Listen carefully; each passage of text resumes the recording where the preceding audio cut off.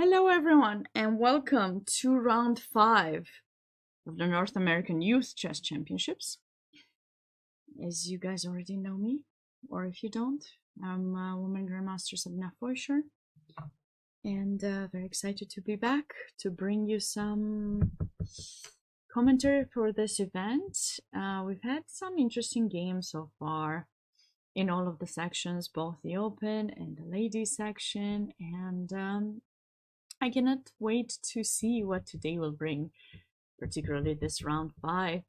This is the middle of the tournament where, by now people have found their way, their preparation, they found a way to get themselves into the tournament, and if they didn't, there's still some chance. If you didn't do so well until the middle of the tournament, there's often the tendency to get a bit worried, to not know what to expect and stuff. But I mean, I think there's still ways to come back. The tournament is still, in the way. If you do well in your last 6 rounds, the last 5 rounds of the tournament, right? This is the middle. So do well, even if you started a bit poorly.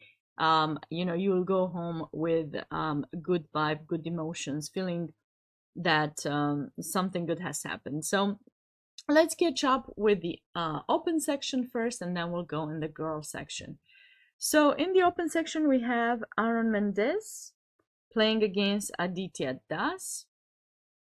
Aaron is the highest rated in the tournament. Aditya won his previous round, and we have another Sicilian, as we have been accustomed so far with many of these players in many of the rounds. So Queen D3, this is more, I'd say more of a surprise kind of move against the Najdorf. Queen D3, I don't think I've seen it as much. Typically people play, we've seen some bishop C4s, we've seen bishop G5, right?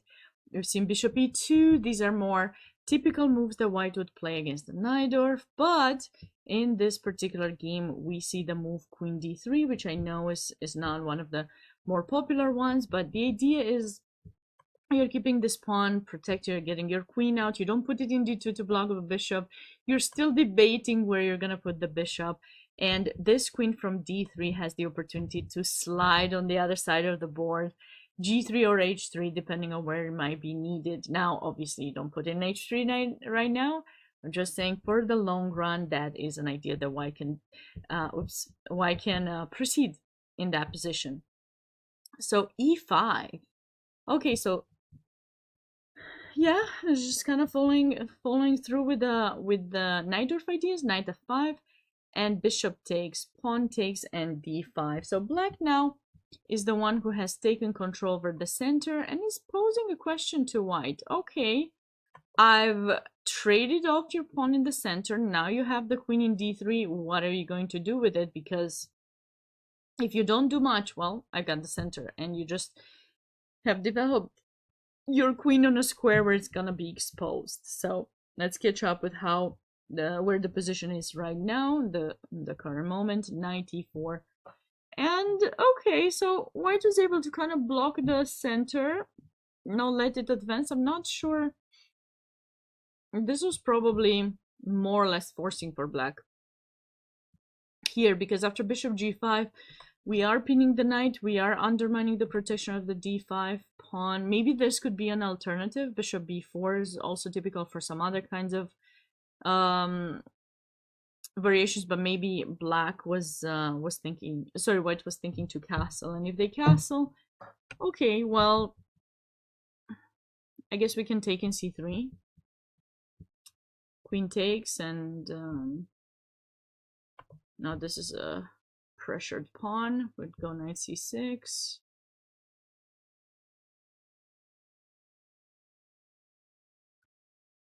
I think this position is fine. This position is fine for black. Okay, the engine does show a tiny little bit of advantage for white, but I don't think it's that terrible. I want to say it's that terrible, you know?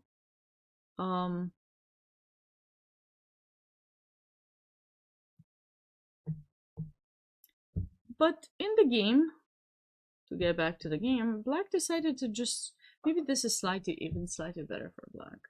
But was pawn takes necessary? Like, this is the move that puzzles me a bit. Because I have the feeling that black could have two other... Well, this would be the main option. I'm not sure if the trade was necessary. I mean, I guess when you take with this pawn, you are maintaining some opportunity to put the bishop here, but I do not know if that's necessarily something that black wants to do. And looks like immediately the chess.com engine has marked that move as a mistake. Okay. We'll have to wait and see about that, yeah.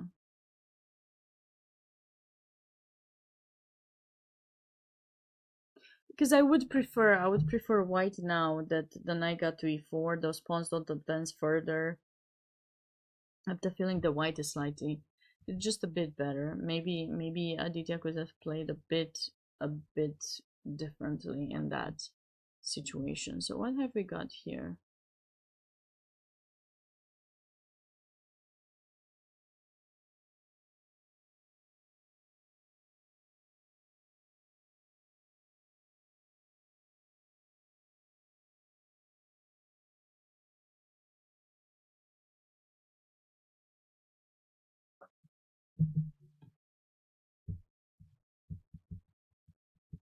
We've had the Trompovsky.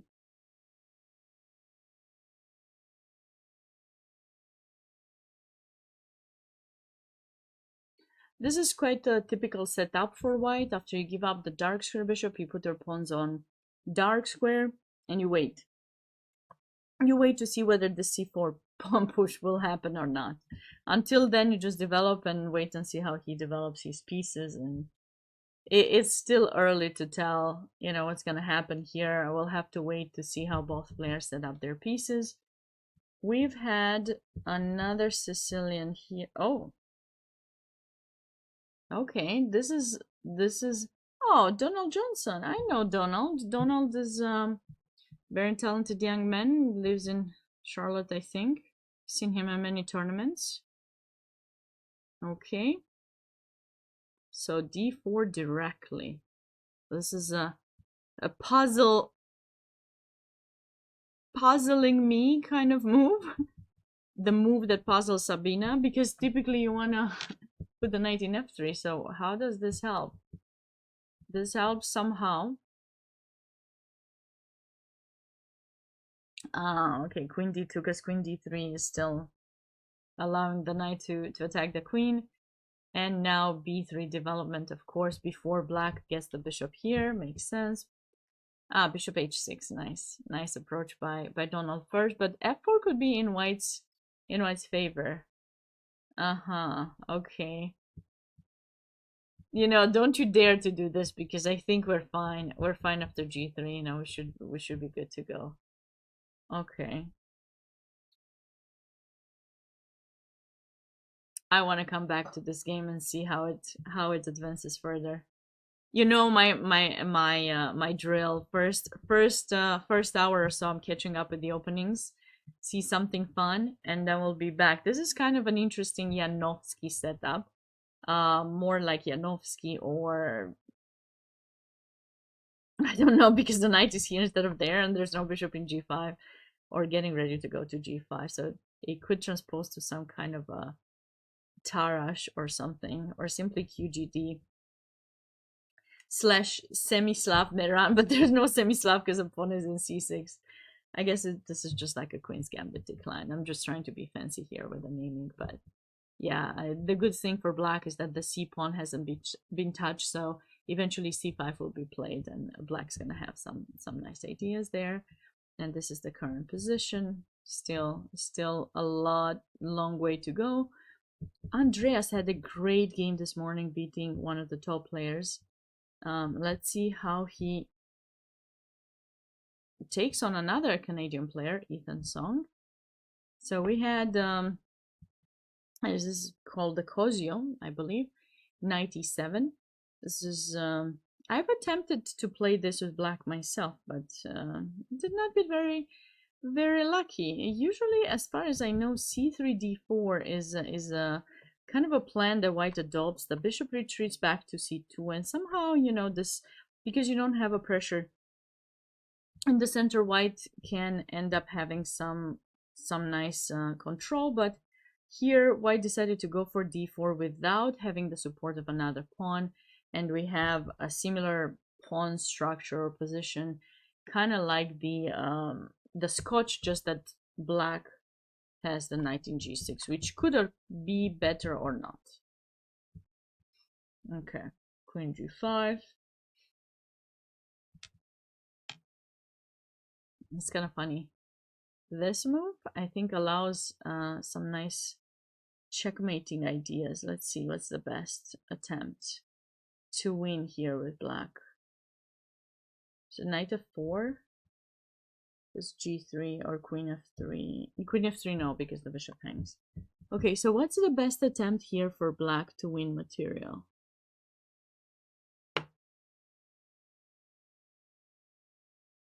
If white had castled, what do you guys think? Maybe takes, and now knight h4. This is actually kind of a cute. I went back because there was too much. Okay, let me show it again. So we attack this pawn, right? g3 was played in case of castle. Once again, so you're trying to combine the weakness here. You're trying to combine maybe that bishop is hanging, and you're trying to combine some check queen ideas. Look at this beautiful idea. Takes.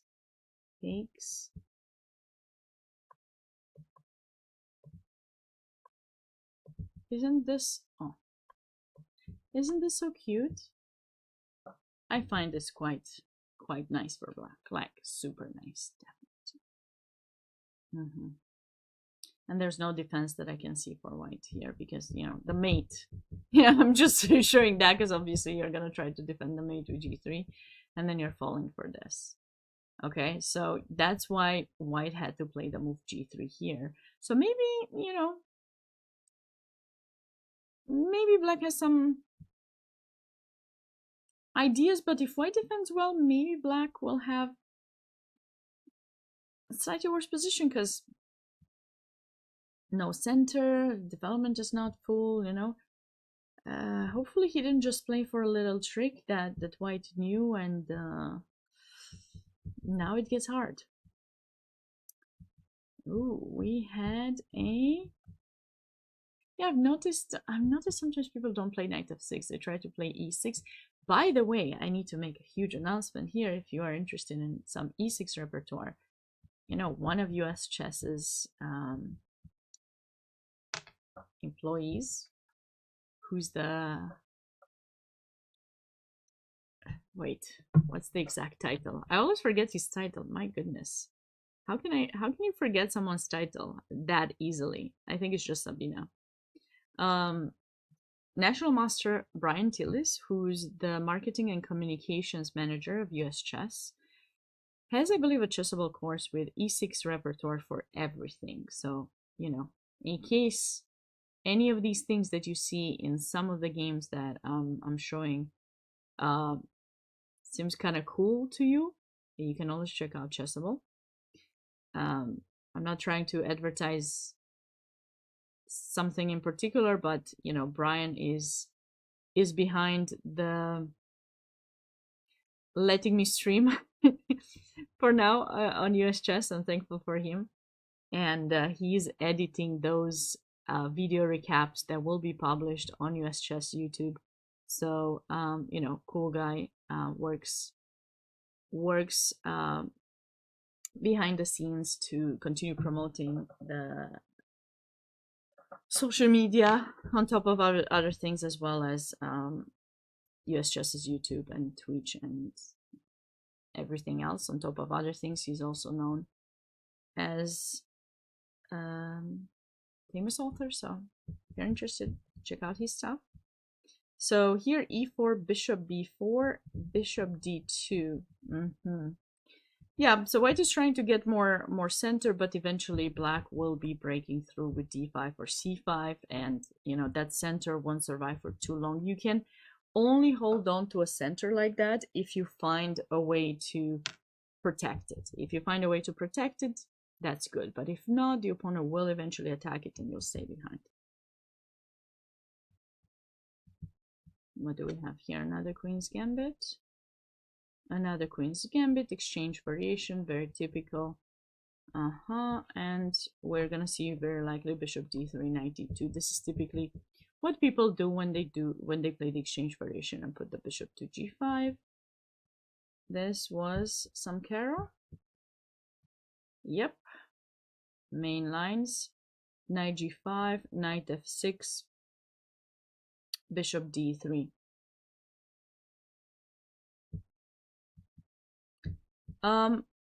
Bishop D3 is the main one. I had to play against something like this at some point, and please don't panic. There's no sacrifice that's gonna happen in E6. I mean, there are some, but I think you can dodge the sacrifice by playing Knight B6 with tempo to the bishop and then opening up the bishop to cover E6. So I think you should be perfectly fine. No need to worry necessarily about that idea. Knight F3. And finally chasing the knight away so that those sacrifices don't happen. We trade, we bring the next knight to F6. Don't you castle by mistake to get mated, of course. And yeah, this is quite solid position for black. What kind of Sicilian have we had here? The Taimanov Sicilian. Bishop E2, Knight F6, Bishop E4. So the plan with this move is pin the knight, put pressure in the center, right? Knight B5 with tempo, chase the bishop away and back.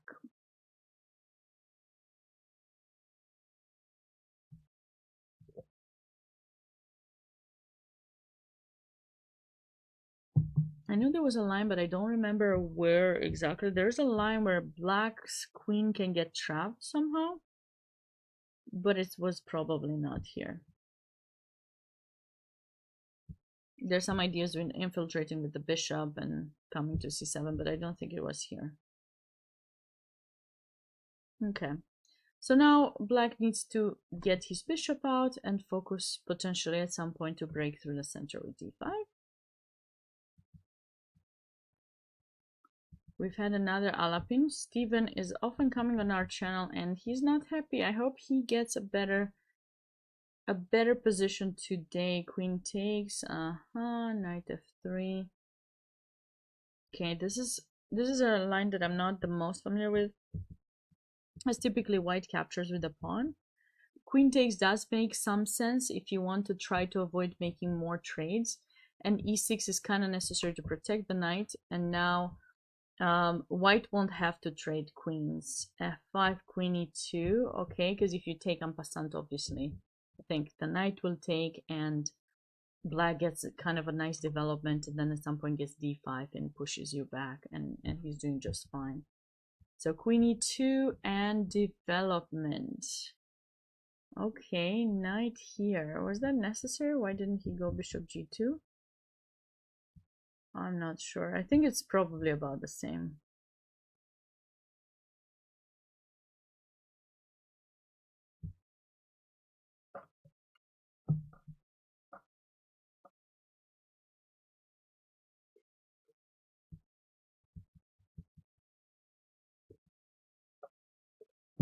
Here comes a Scotch.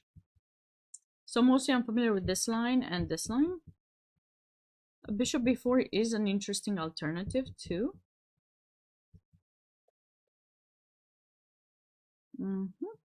Castle. Yep. Very typical development on both sides. Then knight comes to G6 to keep the king safe, and now black needs to figure out the development of the queen side. Well, white very likely will get an F4 in for the attack. Oh, this is way into the end game. What opening was this? Ooh, the Petrov. I think this is the first time I'm seeing a Petrov on the live boards ever since we started this tournament. Queen E2, Queen E7. This line. I haven't seen this line in forever. I have not seen this line in forever. Because you know, usually we see d6 here, right? D6, knight f3, knight takes e4, and I've seen tons and tons of games with d4 here or with knight c3, right? This is kind of a main thing the white plays against the Petrov. However, in this game, looks like knight e5 was met with knight takes e4, queen e2, queen e7. This is something you're learning when you first play chess. You're told, oh, be careful, don't copycat your opponent that much because you might be losing material. And obviously, you can't copycat by taking the knight, so you have to play d6. And f4. Okay, so usually white plays d4 here and tries to hold on to the pawn like that. After he takes, and, you know, just hold on to the position. But it looks like in this position, after f4, d takes e5 was played, f takes e5, and f5, taking advantage of the fact that you can't take en passant because your queen is hanging. And now probably there's something up with this move. I think this check, right? It's easy to think only queen b4, but this one is kind of annoying. So black would get the material back, and okay, white has to give up the bishop pair, so this is what black gets.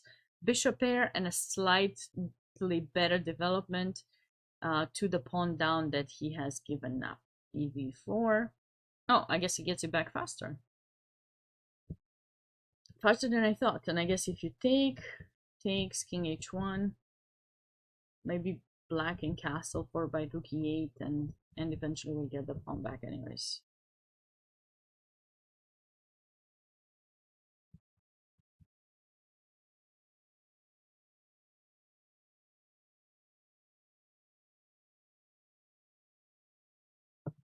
I gotta say I'm liking this position for white. It's a pretty solid pawn structure. You don't have an extra pawn anymore, but you do have these pawns that are a bit unpleasant towards the bishop in g7. We'll have to wait and play through the end game. On board 13, we have a queen's gambit accepted, where black. Yeah, actually, I've seen this line quite a bit. Bishop d6. I think I tried. Maybe it wasn't here. Some other move order. Queen e2 check, trying to trade pieces, and 97 was my opponent's choice or something, but I got a good position. Maybe it wasn't here. So h3 to avoid bishop g4, because when you have an isolated pawn, the opponent wants to trade as many minor pieces as possible, and here after h3, you're simply stopping bishop g4 and keeping that protected. And you try to avoid trading minor pieces again. Okay. This is a different kind of IQP, isolated queen pawn position, because usually black's pawn is on the E file, here it's on the C file. When it's on the C file, white does not have as many attacking ideas as when black's pawn is on the E file. Besides being on the E file, also typically blocks that bishop in C8, but now notice black is taking it out. So small nuances can make a difference. You need to be aware of that, and that way, whenever you have a position where you have to decide, ooh, should I get into this IQP position or not? Well, knowledge. How do you get the knowledge? Studying various things. The more you study, the more you'll know. It's not easy, it's, you know, but yeah. The more you study, the more you know, of course. Okay.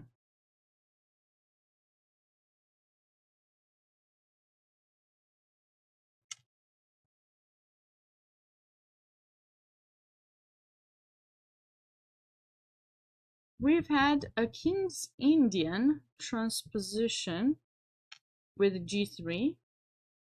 Transposition possibly to something different, but okay, if I were white here, I would take with the pawn. Knight takes is an option too, but typically I think pawn takes will be something to expect. This looks like a Philidor. Knight d7, bishop c4, and now black played bishop e7. Oops, what did I do?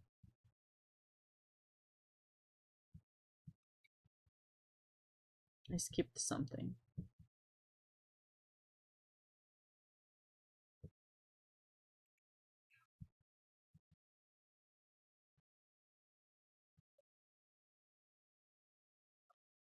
Yeah, all of this is theory. Typical kind of setup where white tries to defend the center, keeps the bishop on the diagonal, while black is attempting his own development.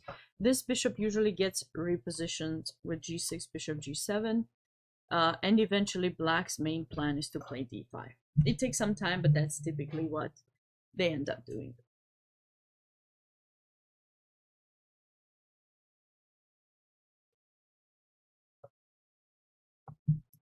Yeah, and the takes is also quite natural for black at some point to free up that square for the knight. What was this? Sicilian Alapin once again. But this time with d5.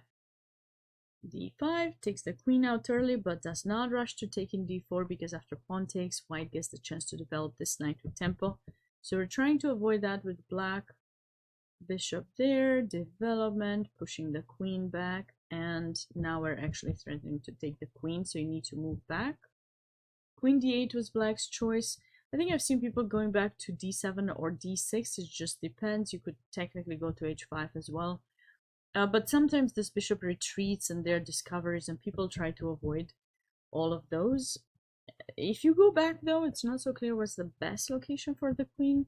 Because on the e file, white can go rook e1 and then have this idea, or just pin you. So, could be a bit scary. I gotta say, I'm a bit surprised by this move, rook f to d1. I like this move, because this rook could go on the e file, or support f4, f5, after you place your knight in the center. So personally, I would have moved the other rook, but that's just me personally. Anything could have happened. Wait. Is that not an option?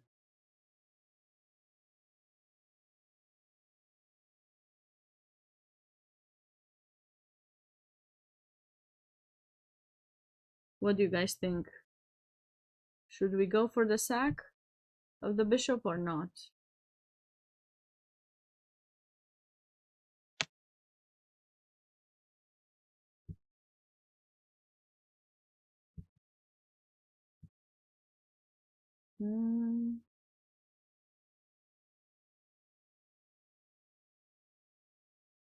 Thanks, Ulan.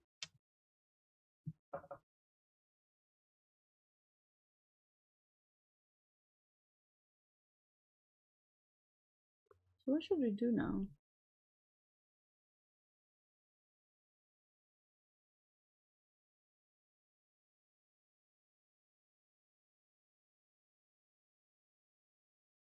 This looks totally winning for white, doesn't it?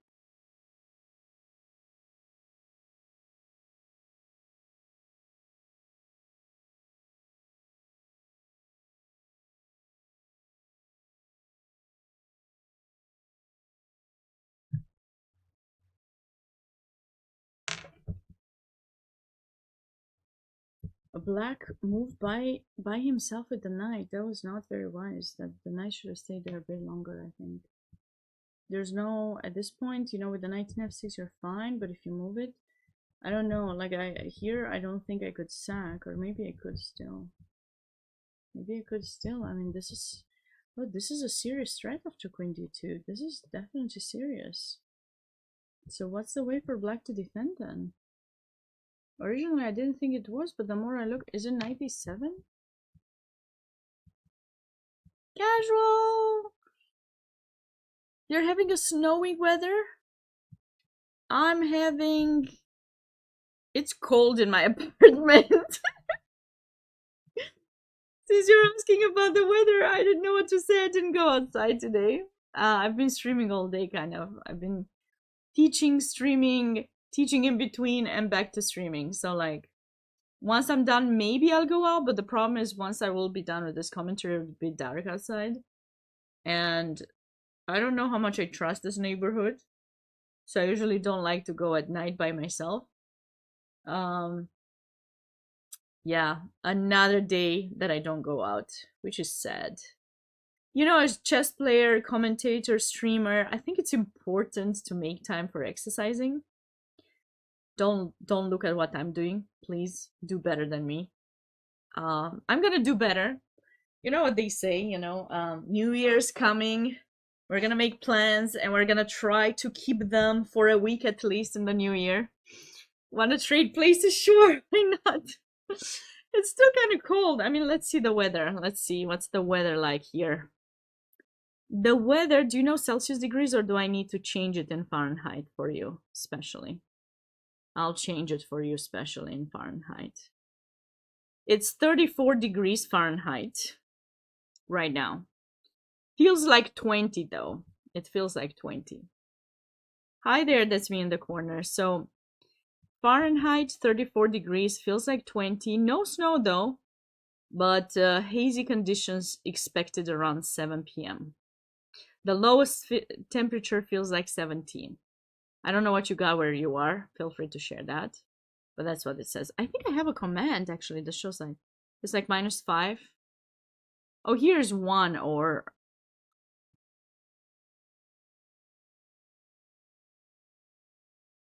I think it's 1 in Celsius. Yeah, 1. So it's not that much colder there because here it feels colder than it is. So, But the bad thing is I haven't gone for a walk. I need to clean my house. I got no time. And I love doing this. So the house clean is not happening. At least there's something good about today. You know, the good thing about today? The good thing about today is the fact that I got this chess mug that's filled with some coffee. And to make some tea. I was gonna make hot chocolate. Hot chocolate for the stream would be good, but I don't know. At this point, coffee was necessary. It's been a long day, especially after yesterday's... How many hours did I work yesterday? I don't know, like 13 hours, I think. Almost back to back.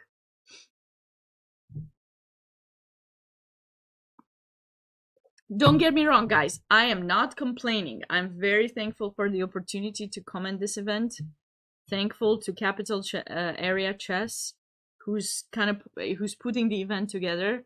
This North American Youth Championships, who Anand Domalapati, the organizer of the tournament, who's asked me to cover the whole thing. So I'm thankful for that. I'm just saying sometimes I'm just like overwhelmed with things, but it feels good to actually do what I like. But sometimes I'm not feeling too productive. Thankfully, this setup at least is arranged, so I don't need to worry too much about it, but the house cleaning does need to happen. I don't know if you guys do that when it's the holidays. In my culture in Romania, you kind of do that around the holidays. So I got a couple of days to do that, and then I leave home. So you're thinking, what's the point to even clean the house? But no, you gotta do it because you gotta feel good about yourself. So that's what I'm gonna do. Where am I streaming from? I'm actually home in Lexington, Kentucky. Hope to learn some. Yeah, there's been some cool stuff, and the great thing about me being able to stream both on my channel and US Chess channel, by the way, is that, well, at the end of each stream, I'm doing a recap. I try not to read the chat at all and just focus on a recap of my favorite moments, and usually I pick a game from each section. This morning, I picked a game from the open section. Then I picked 2 endgames from the girls section. Those will get clipped and eventually will be posted on US Chess YouTube page. I'm not sure exactly when, but once they do, there will be some cool things that I think you guys might enjoy in addition to this. And I need to figure out how, how Brian does with the clippings and stuff, because I know I'm not that great at it. But if I figure out what those links are, I can finally post my my analysis from the past and all those games that we did on my channel before. So that will be something That actually I should message and ask. But yeah, like check this out, guys. So black played knight d5 and totally missed bishop h6, and so did white. White also did not go for bishop h6. I was trying to figure out what was the way to protect. It seems that this would kind of do it, because after you take everything, at least this is gonna be a safe environment for black somehow. Maybe knight d5? No. Knight f5? What's knight f5? Just blocks the bishop, attacks the queen, and maybe you have some perpetual after you trade or something. But yeah. But it looks like white played here. Oh, that's okay. It's both. If both, I've been able, casual player, I've been able to figure out how to do it on both. They seem to enjoy this, so actually you might be able to see me on both occasionally. I haven't discussed that part yet, but I do want to help them grow a bit more. I feel that they've hired me many times to do commentary, and some of you I've met through those commentaries on US Chess, but mostly they cover those big tournaments that they organize, which are the 5 tournaments, 4 invitational tournament, not invitational, sorry, 4 national K through 12 championships, or elementary, middle school, high school, and then K through 12 in December, and then they have the US Open with their invitationals.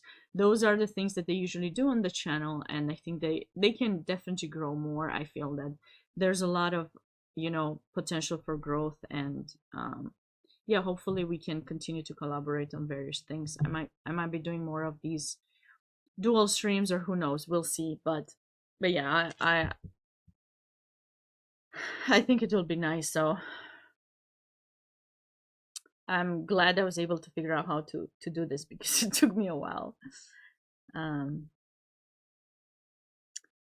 Okay, so white missed the opportunity to sack, and now the position is kind of equal. Yeah, this should not have allowed black to take this bishop. No, that bishop is just, it's the important piece that could have helped the attack. Another Sicilian! Which one was this? Some Scheveningen? It's actually pronounced Scheveningen. A6 castle. I don't know the theory further than that. Bishop d7. I've seen people play bishop d7. I thought it was bishop b7, but I've seen more people play bishop d7 lately. I don't know what's the difference between the two personally. If you guys know, please let me know too.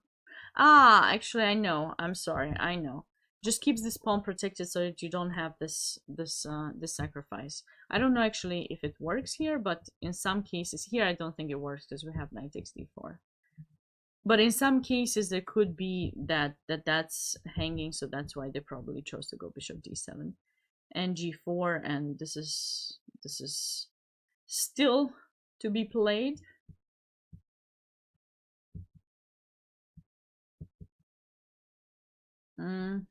Alapin again, bishop b5 check, trades. Okay, this is a pawn structure like the, so exchange French kind of.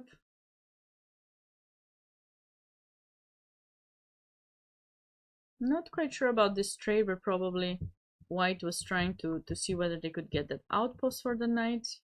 And now, okay, I see. Okay, quite safe. Pretty safe. Safe-ish.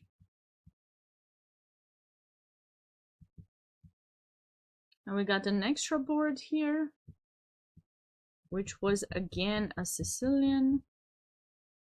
Oh, this is a nice approach. Not knight d2, which is more typical, right? The rook e1, knight f1. But why decided to go knight a3? This could be an interesting alternative to bring the knight to c2 and support this pawn push in the center. But you gotta protect e4, so that's gonna take a bit of time. Oh, he had to take e5, does not work.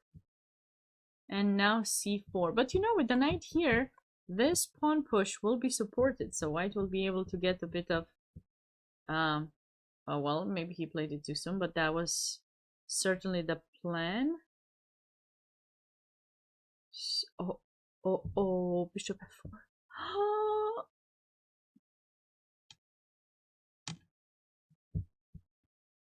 You see, but nobody really wants to play g3 here. It's like, really? I don't want to play it. I'm weakening this diagonal, but sometimes you gotta do what you gotta do without losing material. h3, bishop f4, forky forky, gotta take. But now you've lost a piece for 2 pawns and you have to struggle. So this was definitely not very ideal for poor white. White, yeah. Let's catch up with the girl section. So what have we had in this section? On board 1, girls under 18, we had the Grunfeld. All right, one of those classical lines, Queen a4 check. I don't think I've seen Queen a4 right here. Usually it's Bishop c4, Knight f3, Bishop e3, stuff like that. I don't think I've seen Queen a4 right here as much. But it's an option because you're trying to get black to put a piece in the front, and whatever they put, they might leave something behind. Like here, that pawn is not protected, so you can go Queen b3 and put pressure, or Queen a3 also, so that, you know, control c5 and that diagonal. Okay. Black chose knight d7, and after castle, knight b6 will be played to chase the queen from here and then go c5 very likely, or just castle and c5. Let's see. Oh, none. Okay, never mind. Oh yeah, because white played queen a3, so there's no point to play knight b6. Yeah, h4 typically is you know, answered with h5, bishop d3.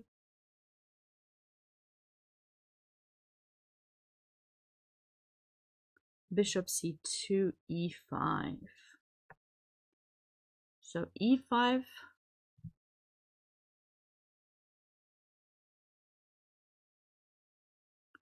Okay, how do we feel about e5? The engine is not happy. Seems natural. Maybe it wanted c5? This makes more sense, actually. e5 could allow for something like this at some point, though. Black will have f5 eventually, so I don't know why this is not so great. Bishop g5. Ah, maybe white is not worried at all about what could happen here. It's just holding on to the position.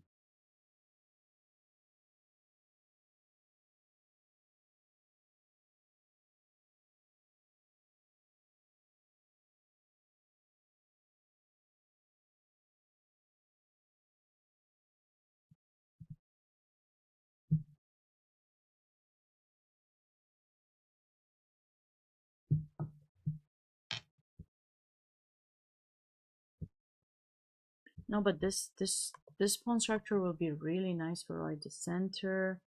If you go c5 here, I think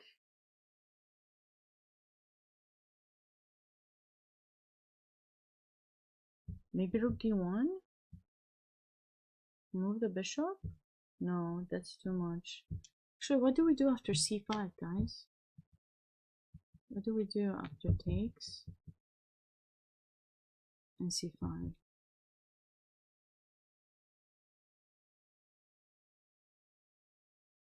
Do you think white can yeah, allow the capturing of the rook? And then the queen can come to c3, bishop h6, and white can put some pressure on black's king. Black's king is not that safe here. Not safe at all. We'll see if white does that, if Natalie does that in that position. We had a closed, oh, one of these Catalans, okay, b5. b5, isn't a4 the move here? I thought a4 was the move, or 95. Okay, white castles instead. b3, but this is not QGD, this is a Catalan. You need to try to get your pawn back eventually. How is white gonna get their pawn back?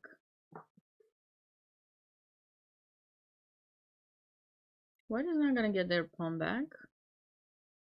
I think white confused the two QGD and Catalan. In QGD QGA, sorry, Queen's Gambit accepted, you do play with b3 trade, but you have the bishop in f1 that eventually will capture there, but here you do not, so this just doesn't seem like the right thing to do.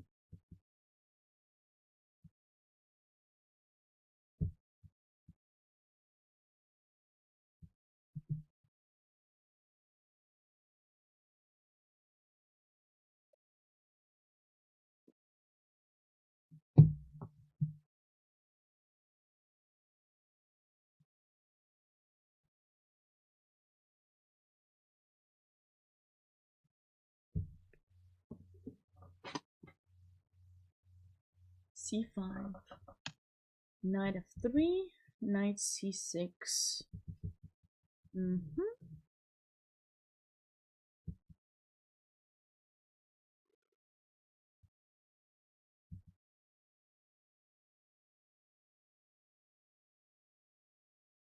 Not playing that a4. Yeah, I agree, casual. Yeah, like a4 in that Catalan game should definitely be played. Just a bit surprising to me that she did not. This might be a bit tough.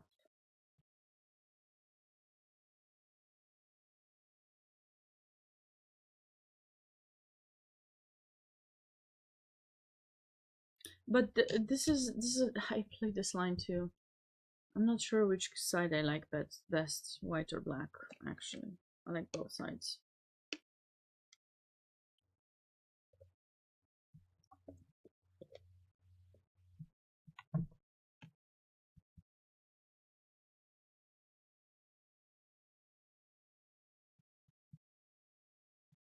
So we had this. I haven't seen this line in so long. Bishop c4, queen d6. Yes, I remember us playing it myself with black.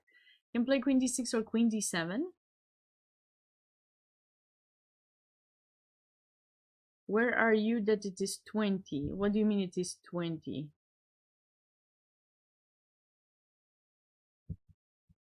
Yeah, a4 is automatic.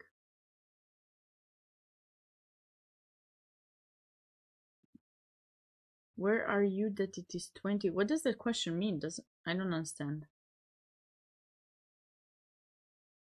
Oh, 20 temperature?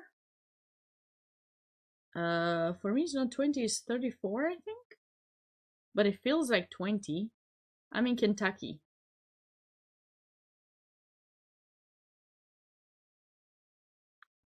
In Kentucky, it's kind of cold.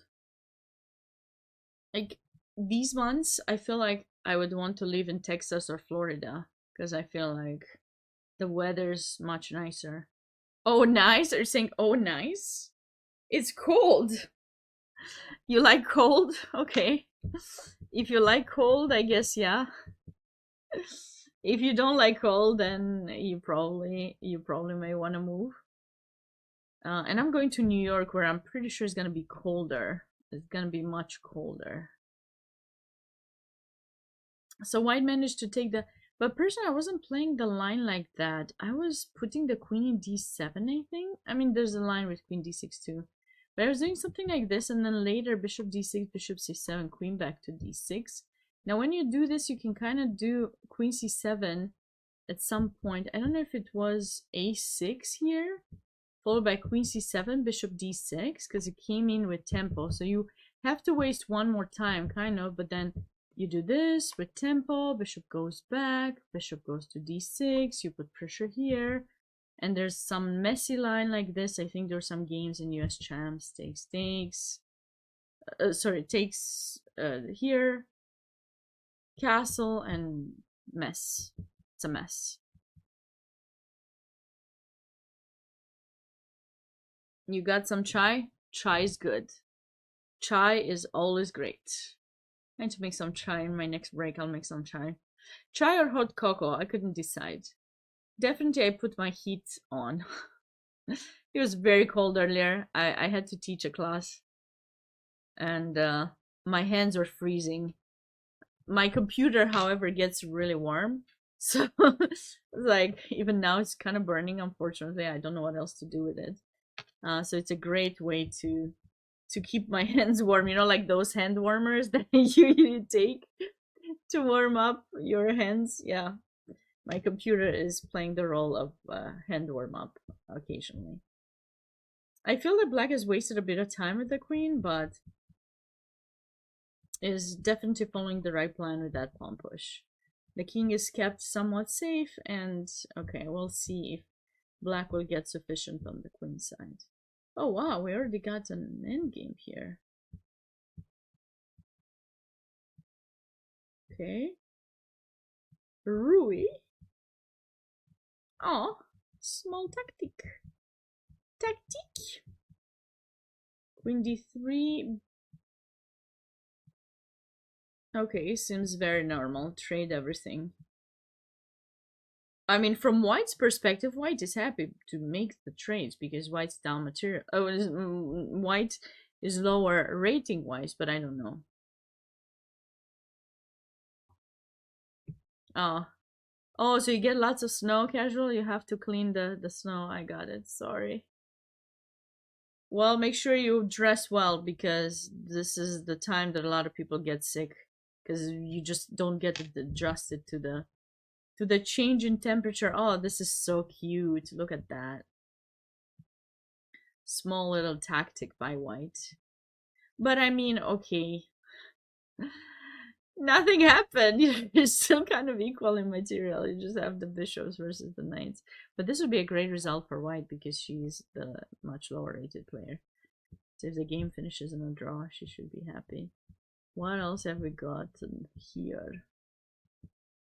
Choco, pianissimo. Pianissimo.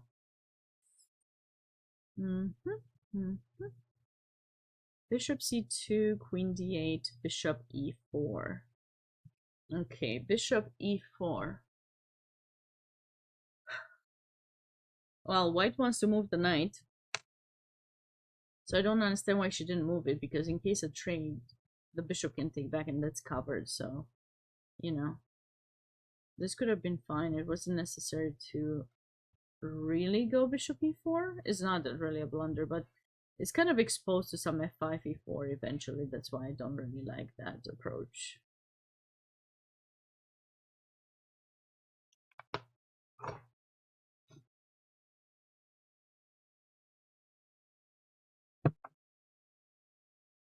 White could play queen e2 first and knight f1. Yeah. Yeah, sure. That also could have been happening. But white got a really nice nice chain of pawns there. The knight goes to c4, putting additional pressure. White's definitely gonna do quite well in that game. We had an accelerated dragon transposing into a Maruti. Yep, all of this is quite standard. King h1, b3. You know, this will be met with that, but meanwhile they're keeping this protected.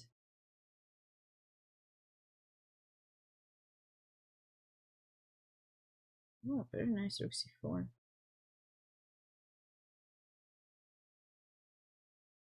So white was trying to get the c-file, but now black moves away, maybe brings the knight here. Who knows what's gonna happen? Who knows?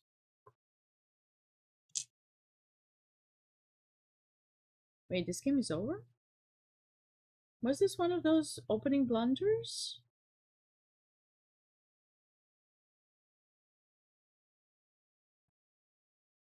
Why'd you say why a3, why not a4? Well, a4 you can never play b4. You're just blocking your own potential majority here. You want a3, b4. You don't want... If you go a4, your plans with b4 are kaput. You're never gonna get the chance to do it. That's why usually they play a3. But let's see what happened in this game. So, okay, Scotch takes, typical. Okay, e5. Queen e7, queen e2, knight d5. This is still theory. I know it even myself, although I don't play it anymore. Queen e6, very important to get the bishop out. c5 for b4. a5 to go bishop a6, another important move. Yep. Yep.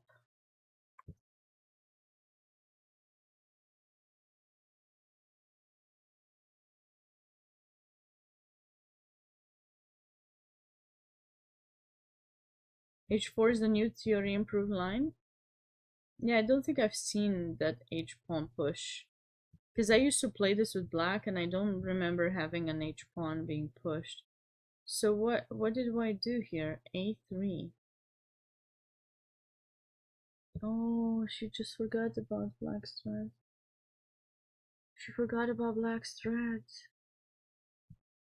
Because basically in this position after rook a4, knight d3 does not work because we just take it. It's a free knight.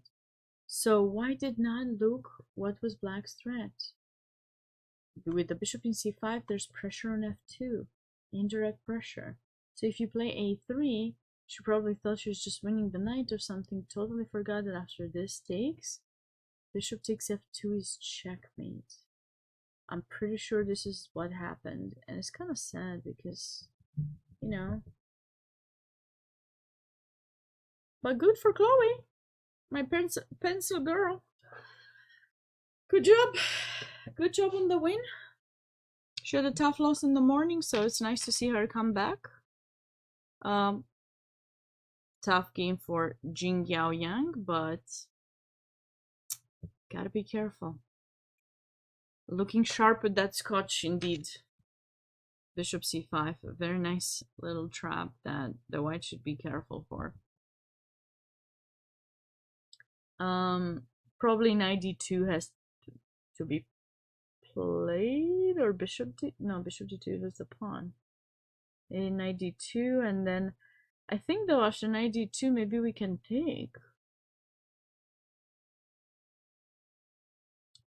Can't take as queen takes c1, so maybe it's not knight d2. What is the move that white should play after bishop c5? Because knight d3 is a very serious threat. Like, I don't think this.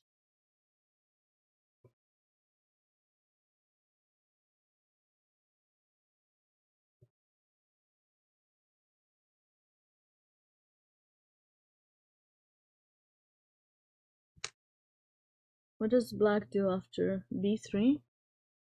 But what would black do here after this move?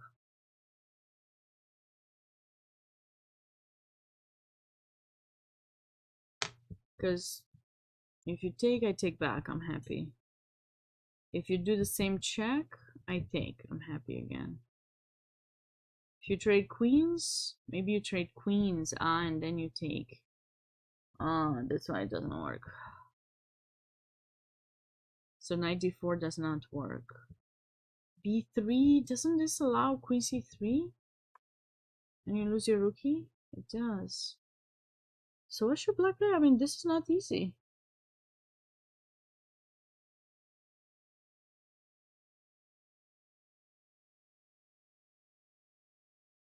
Maybe bishop e3? Bishop e3, because knight d3 we take. If he takes, we take back with the pawn. And we've maintained everything protected. Maybe this is it. Development. When in doubt, develop a new piece. That should be something written on a shirt or something. When in doubt, develop a new piece. If someone's a designer and has some ideas how to do it, let me know.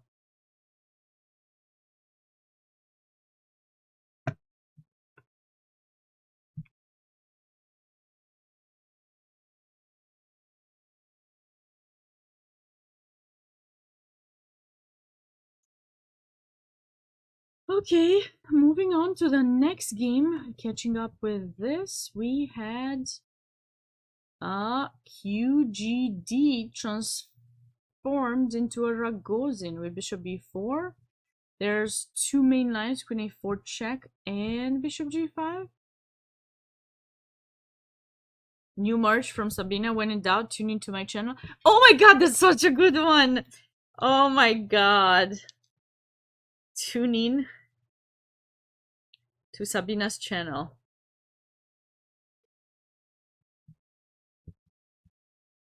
That's such a good one, Casual. Did I watch a Wonder versus Lila chess night odds? No, I did not. How did those go? Where did I get the mug? I got the mug at Home Goods. I think it was Home Goods. Home Goods or Marshalls, one of the two. I think it was Home Goods. I really wanted the chest pattern mug, and it's purple, and purple's become my new thing. So when I saw it, I told myself I couldn't possibly have sufficient mugs, and then I bought it to add it to my collection of 10,000 mugs.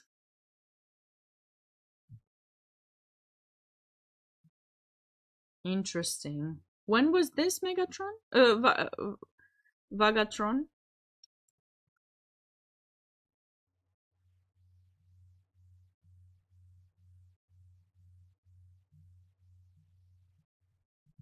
When did he play against the Lila? I didn't know he played.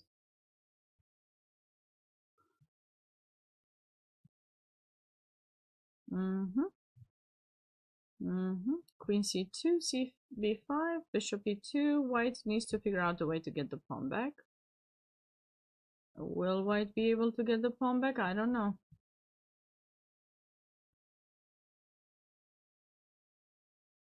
Seems fine. This rook needs to move somewhere. Position seems quite equal. Okay, more stuff. More interesting stuff. QGD, exchange variation. Main lines, Queen c2, 97, 92. All of this is theory. Rook c1. Okay, this is not the kind of move that I know. So with white, you have two plans here. One is to do the minority attack. So you have to prep b4, a4, b5, create a weakness, infiltrate with the rook, and so on. Oh, sorry, Vagatron. The Streamlabs won't let you put the link, but you can send me a private message. I can read it.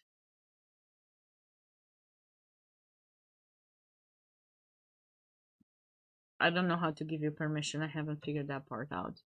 So rook b1 or rook d1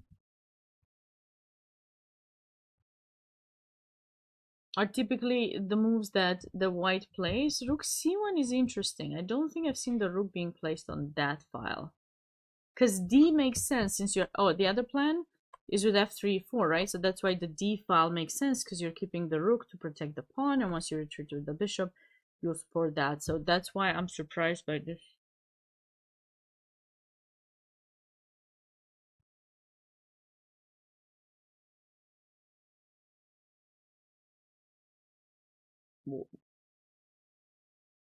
No, this is this is a DGT error, I'm sure.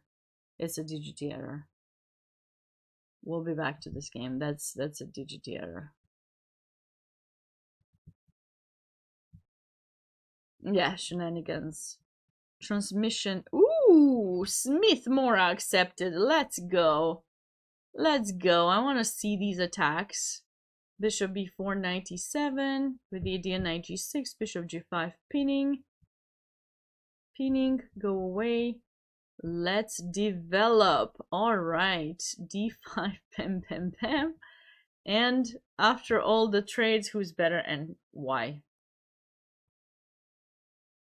We're down a pawn, but Mark would be proud. Oh my god, John, thank you so much. Thank you. How are you doing, John? Long time no see.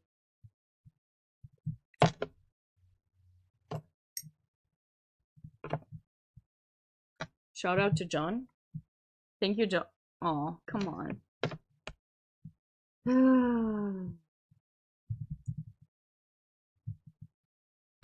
Please, work, shout out. Oh my god, this is crazy. Thank you, John.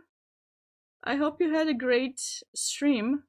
And welcome, everyone. I'm Woman Grandmaster Sabina Fleischer, streaming on both my channel and US Chess channel the North American Youth Chess Championships. We're trying to catch up with the games and the interesting things that are happening. So I'm not sure exactly what what John was streaming, probably some plays, because he always plays and he's always pretty cool. But or maybe he was playing some Blitz or something. But yeah, we're just catching up now with the games. There are some very interesting openings today. Like right now, we were just looking at this Smith Mora that I was trying to figure out if white is gonna get the pawn back or not, because the queens are off the board. Are you guys sure that this is how the game, the opening was supposed to go? Because I don't know. Bishop h4, queen e2 seems normal to bring the rook to d1. Queen a5.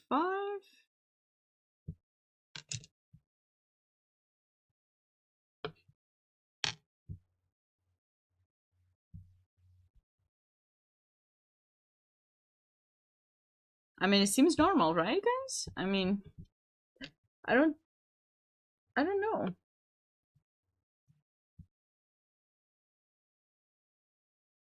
Something went wrong for white. Definitely went wrong for white, but I don't know where, because it seems normal. Bishop c4, that's typically where you place the bishop, whether they play e6 or not. Maybe it's e5. Maybe e5 had to be played at some point. Like maybe here? Like this move to stop black from going d5 himself or herself, since it's two girls playing. Or because like here, or maybe here to go this to maintain the pressure. I mean, I know the bar will go down, of course. But I feel that if white is not trying to keep the d5 from happening, or maybe here queen d3 was not it. Maybe now we should try. I feel that this is a move that has to be played one way, one moment or another. Because if you allow d5, it's not easy.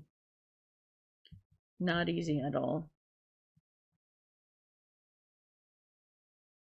Yeah, and definitely no queen trades. Okay, I mean, you're gonna get into an endgame where, you know, eventually maybe the pawn will be captured back, but some knight d5, I just didn't see the moment to be able to do that, because black castled quite fast.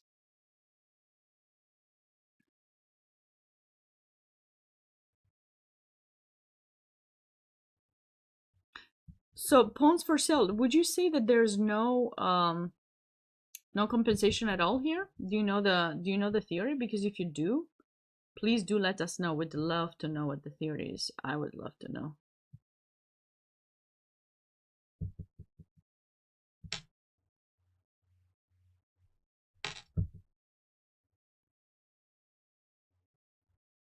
If not, we're going to the next one. What have we got here? Celine against Amy, two very talented young girls under 12. We have the Grunfeld. Yeah, this is quite a typical approach.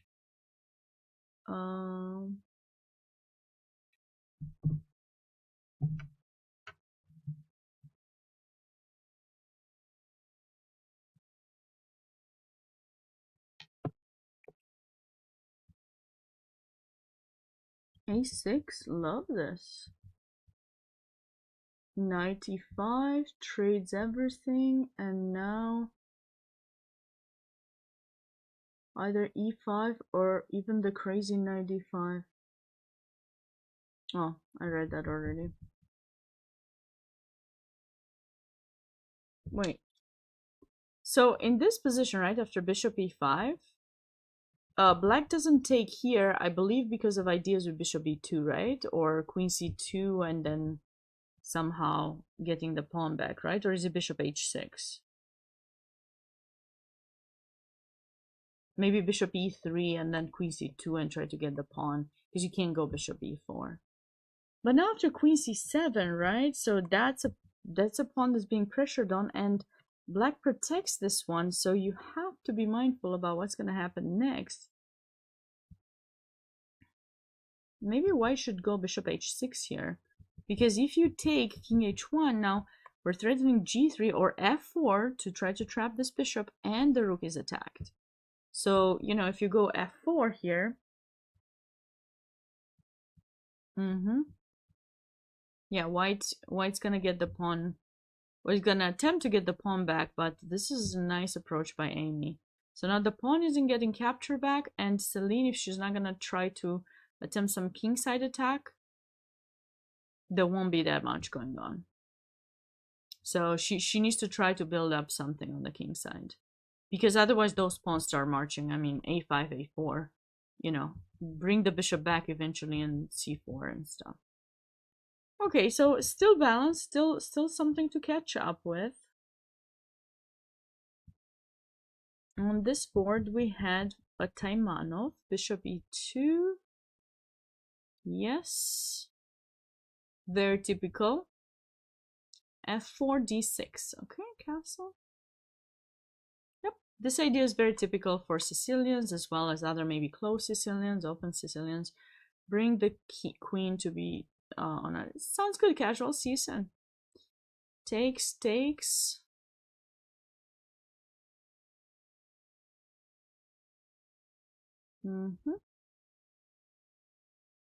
Very nice placement of white's pieces, that's for sure. Rook e2 and cool. Very, very cool. Black needs to stay to defend, but at some point black is gonna eye either d5 or e5 and then d5. That's definitely something typical that could happen. So we're gonna be here for when that happens. But until then, we'll try to catch up with some of the other games, because we still have a few that we didn't look at. Opening wise, in this game, again, no, Semislav. We haven't seen the Semislav in quite some time here. And white decided to go for the trade. What's interesting is oftentimes people who play the Slav or Semislav, they take like this. But in this situation, black decided to take with the e-pawn, which transposes to some queen's gambit exchange variation. This is something important to keep in mind. You need to know how you're going to capture when you play this with black. Bishop f4, castle, e3, rook e8, development, castle. Okay. Now, you see what happened is just one little thing here. After knight h5, very important to go bishop e5. And you want to play h3 for the bishop to be retreated to h2. You don't want to lose that bishop. A move like f6 allows bishop takes first, takes, and bishop g6. And white ends up just simply winning material. So you cannot afford to do that, although you'd love to. Now this move, this also has some downsides. Is it g4? No, g4 is too soon. Is it knight takes? Is it knight takes here? I think so. Look at this cute idea. So if you go knight e7, right, you think, oh, I'm gonna get the bishop and have the bishop pair at least. Not that bad. But don't fall for this. It's so easy to fall for it when there's a bishop on this diagonal. You can say, what? You give me the knight? Yeah, I do temporarily. Until I get to take your queen. So be super mindful about this trap that often happens in variations when the bishop is on the h2 b8 diagonal and the rook e8 is played, so the queen is actually trapped. So the point is now, if you take in e5, we take in e7, check intermediate move or Zwischenzug, and then knight takes e5. Oh, thanks, Ulan, I appreciate it. Wesley blundered this exact tactic. I haven't been able to catch up with the games. Dark Tiger. Thanks again, Ulan, for the gifted sub. Okay, so what have we got here? White played bishop e5. Hi, Remino. And the knight retreated, so now after h3 we can just go back to h2. I'm actually surprised that Wesley lost like that. I need to catch up with those games. Bam, bam, a3, c5. This is necessary for black to try to get some space. And blunder. Why? Because pawn takes or bishop takes. Pawn takes. pawn takes is also unpleasant. I mean, there's so many things that white can do. This position is not good for black. Bishop takes is fine also, because we're threatening some knight c7 or bishop c7, right?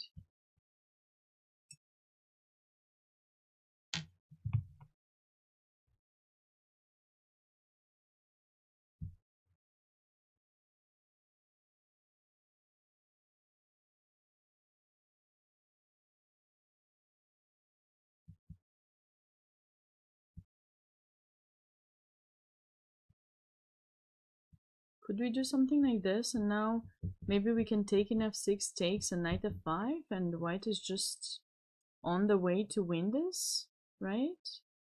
This seems very unpleasant. Okay, Ella went back to c3. Okay, no cause for alarm. But this diagonal is still quite weak. The knight will still kind of be hanging.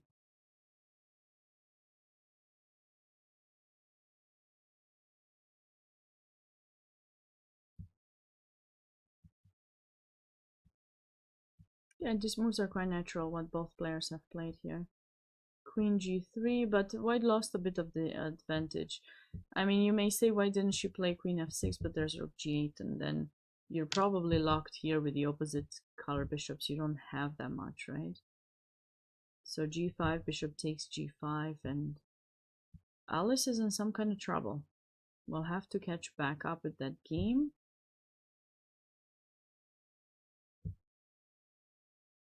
Another QGD. It's kind of interesting. In the open section, we see a lot of Sicilians.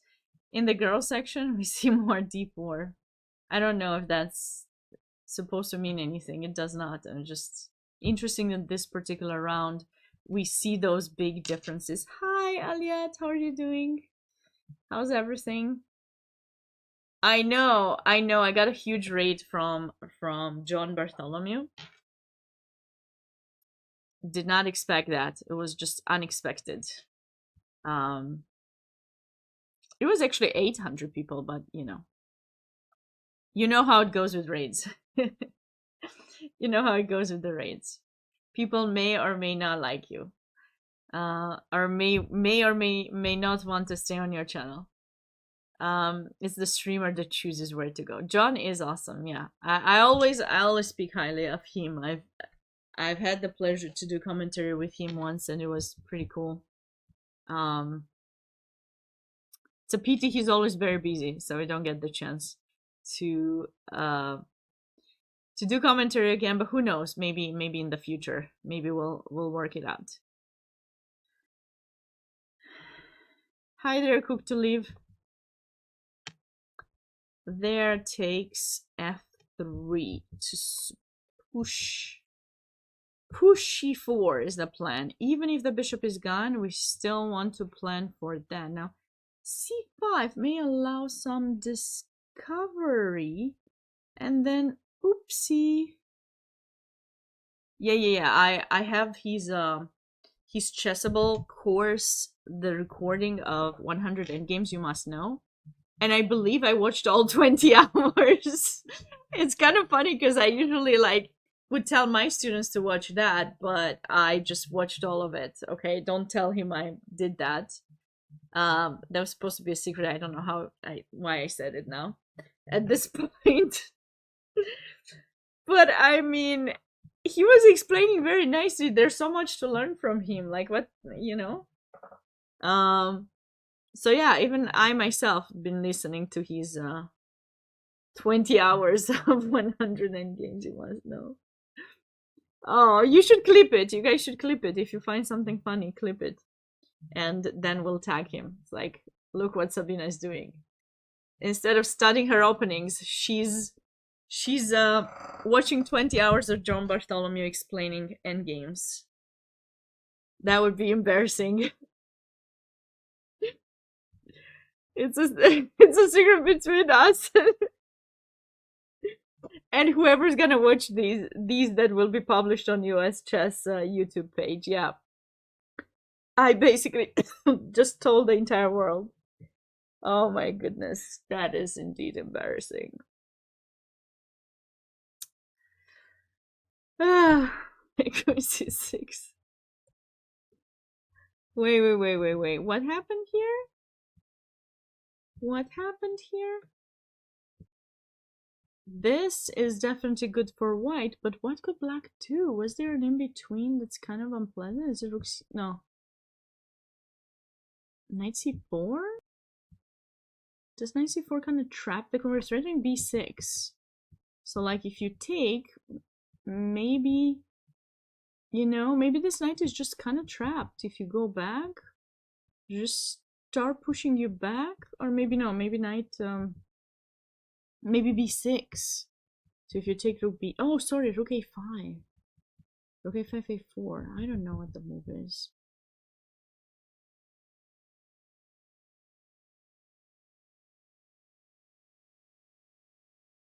Yep. That's right. What minute was this? 1 hour 32? 30? 1 hour 30? I'm definitely clipping this myself after. And then deleting this part. just take everything down. Nobody has the chance to see it. Why the rook can't attack the queen? The rook can attack the queen, but then the queen goes back, and then and then knight here. Yeah. Maybe you're right. Maybe the queen goes back somewhere else. I don't know. Maybe it goes here.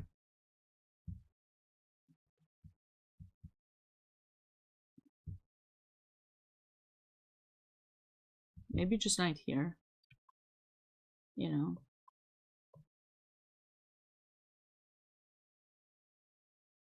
Maybe just knight here.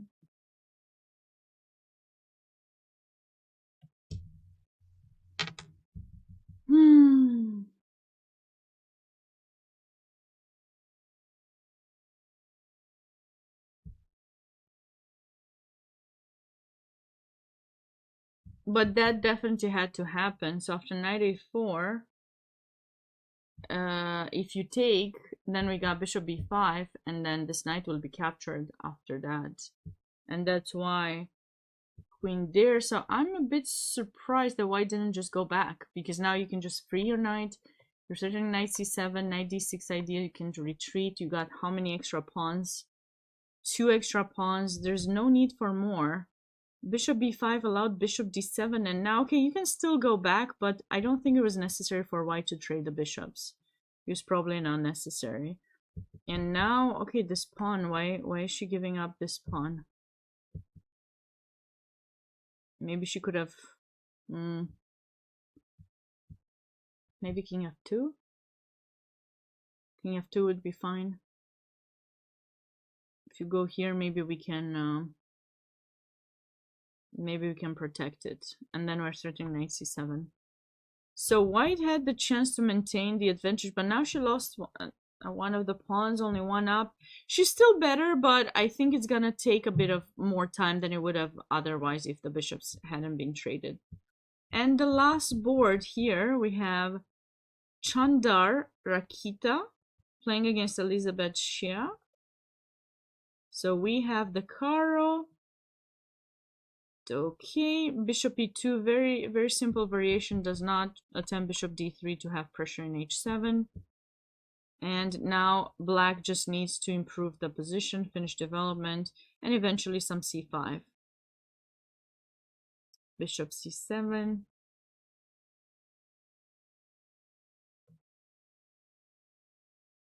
Very nice. Nicely played by Elizabeth. This move you want to be mindful about. When you push the c pawn, you'd rather push this pawn, not the c pawn. When you push the c pawn, you are leaving this pawn behind. You're giving this outpost to black. You're giving two things in one move that is not necessary. I mean, with b5, sure, black can take, but then when that happens, I think we have some in-between moves potentially. Maybe this, sorry, this move first. Now the difference is you don't have a pawn there to stop my d pawn push, so I can either go d5 here, or I can take in b5 first. But I like d5 better because it chases the bishop and then that pawn marches. So that would be quite nice, actually. Okay, let's go back to the moves. What's the current position? Elizabeth played queen e4. Okay, seems fine. She's going for the threats for the attack. Okay, so this position is still seriously getting ready to be played. Okay, kind of nice. We like it. We like the position. I didn't like that last move as much, but the position is comfortable for black with the bishop pair, this weak pawn, unless you blunder something. Maybe queen h5 allows some 95. Oh no, it does not allow 95. Maybe g3? Maybe g3 and then 95, and that's why it's not so great, but okay. And that concludes the revision, like the catching up with all of the games from the girls section. Oh, wait, I did not expect a result on this game. I was gonna take a break, but I feel like it's not the right time. It is not the right time to do so.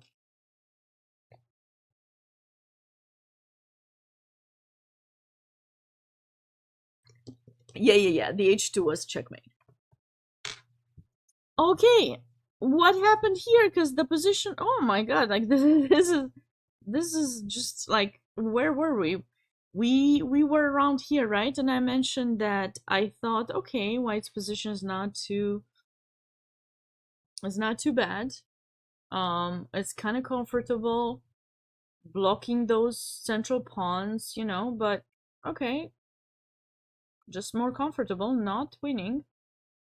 But it's been a while since we stopped by this position, so let's see. f4, queen c7, bishop b3. Black played bishop d6. Now, black does need to develop that bishop, but I'm not sure if that's the location. Or maybe this would be the location, or maybe none. Alright, cook to leave. Hope I'll see you again soon.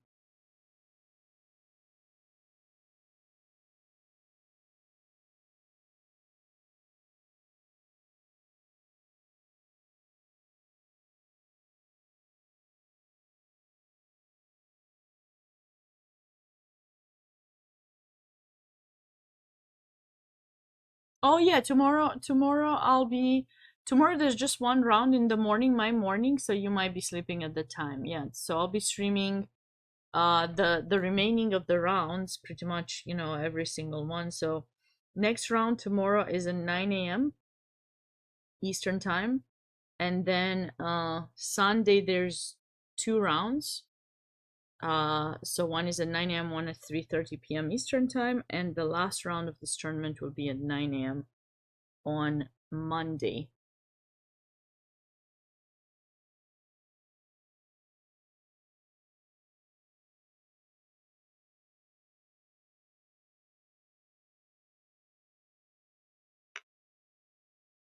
Yeah, right now it's 5:23 p.m. so you can figure out. I guess it's 10 hours difference, or 12 or 14. Wait, it's 7 a.m. there? Yeah, 10 hours.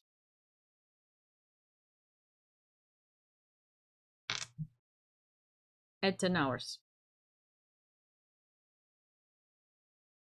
G5, rook h7. So black just panicked when g5 was played, because now if he takes, is this a thing? No.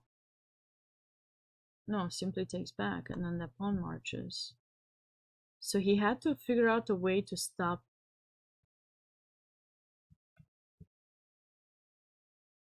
No, 9 a.m.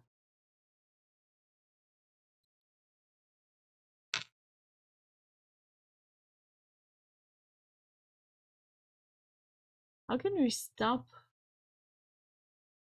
How can we stop g5? I don't think it's so easy. Maybe instead of h4, maybe black should have played bishop h6. At least with that, it would have stopped white from going f4. But you see, in hindsight, it's always easier, because you never want to do this. These pawns eventually will be lost, right? You can go bishop f4, and that pawn eventually will be lost. Even if you don't lose it, might be fine. But yeah, Okay, so I guess...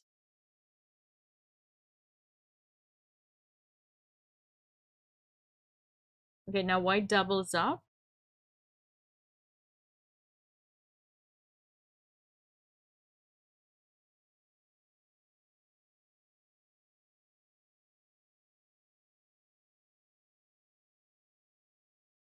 Oh, this is a beautiful infiltration. I mean, check this out. Just look at white's moves, right? Rook g1, rook g4, right? When there's such a pawn advance that much, you find ways to go grab it. Look at that. Rook g4 takes. Now the rook finds its way. It cannot go to h7 or h8 because it's gonna be captured. So finds its little square over there to bring the queen to h4. Does not care about the loss of the b2 pawn. Rook h8, and now it's infiltrated. Now the queen comes in, threatening rook takes d8, queen takes g7. So you need to kind of take, right? Otherwise, you know, we will have this h pawn advancing too, or take queen h8 and advance this pawn all the way there. And black never got any kind of attack, and that's probably because of this castle. And f4, like just leaving one move. Imagine one move you allowed your opponent to do, and suddenly now there's nothing you can do. That h pawn just marches. And the rook is dead. Wow. This is definitely the game. This is the game of the day. I'm pretty sure it's the game of the day because it was way too good. It was very dominant. Beautiful maneuvering and everything. I mean, there might be some other interesting ones, but to me at this point, this is the game that I'll do a review on. For this one, we had seen a bit of it. Still has to be played. What was this? Okay, so this is the Johnson Donald. So g3 was played by white, apparently not quite ideal.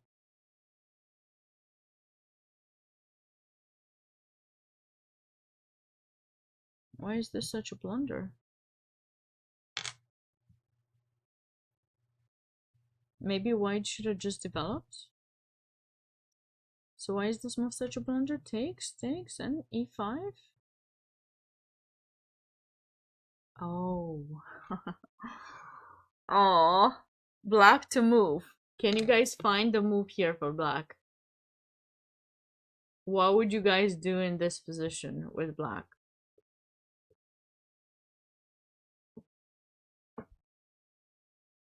Because it's not takes.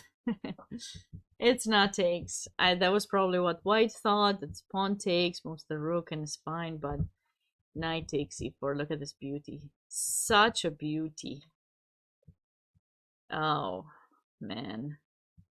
It's so cool because the knight controls, right, these squares. The bishop controls the c1, right? So, like, this is so gorgeous. If you take with the rook, you got rook f1 check, and whatever you put is going to be captured. If you take with the knight, the same thing happens. So poor white in this position played knight e2 to proceed with the development, but now you just lost an exchange, and just an exchange. But an exchange is an exchange. Okay, Donald has to be careful here a bit. I don't know why this is not as great. Maybe just seems fine to me. Maybe something like this. But okay.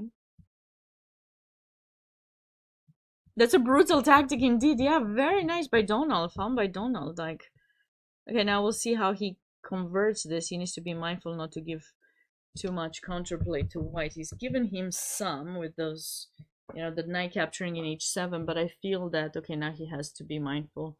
Should have some chances to win this. Wait, is this for real? When did that king end up in e2? Do we agree that... Do you guys think this actually happened? Or is it a DGT error?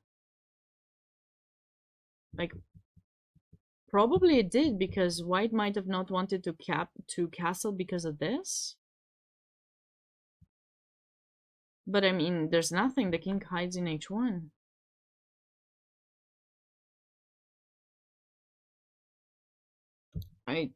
I don't know. I wouldn't mind it, but some people mind it, I guess. I don't know. So white did mind and played king e2 possibly, and now wants to castle by foot with playing king f1 the next move and stuff. Okay, the position is still pretty much fine for white, so it's possible that this is not a DGT error. What have we got here? Oh, white's getting ready for an for a hairy push. H4, H5, king b2, improvement of the position.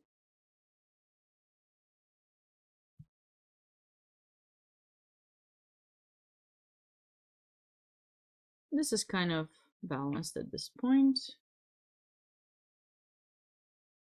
Okay, king in f2. Someone castled kings in this round. Okay, all right, but there's no attack. There's no attack that black can put on white's king, and white will attempt some a3 b4. I'm telling you. So we'll see. Rook e1. Rook e1. Getting ready for some knight g4, right? So, by the way, for those of you who don't like, you can say, why didn't white play knight g4? Doesn't it just get rid of the knight and checkmate? Yeah, sure, but oh, not that. This, right? Yeah. Not this, because this would be a blunder because we take in f6 and then we win a piece, so we'd be super excited with white.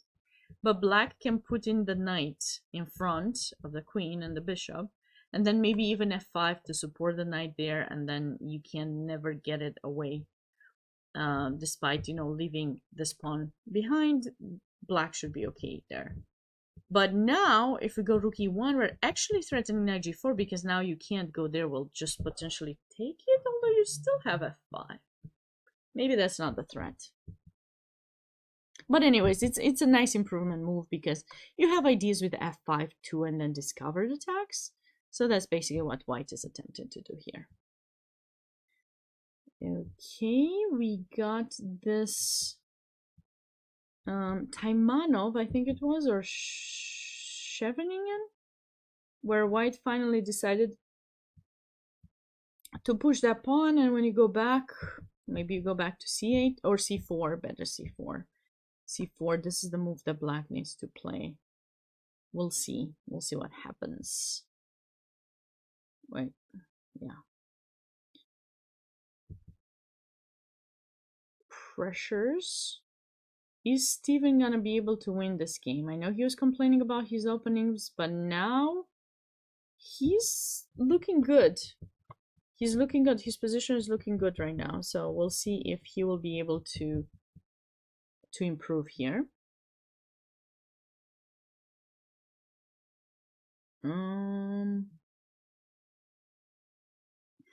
No attack. The king will escape. TBD in this game. I don't have much comments about it. It was kind of not giving too many tactical ideas. Knight d6 check. It's kind of interesting how here white is up in exchange for a pawn, and black is the bishop pair, and bishop pair can be very unpleasant. So we'll have to wait and see what's going to happen there. This was that IQP position with the E pawn being in c7, not the other way around, which we're super used to. No more moves in this game, not too many.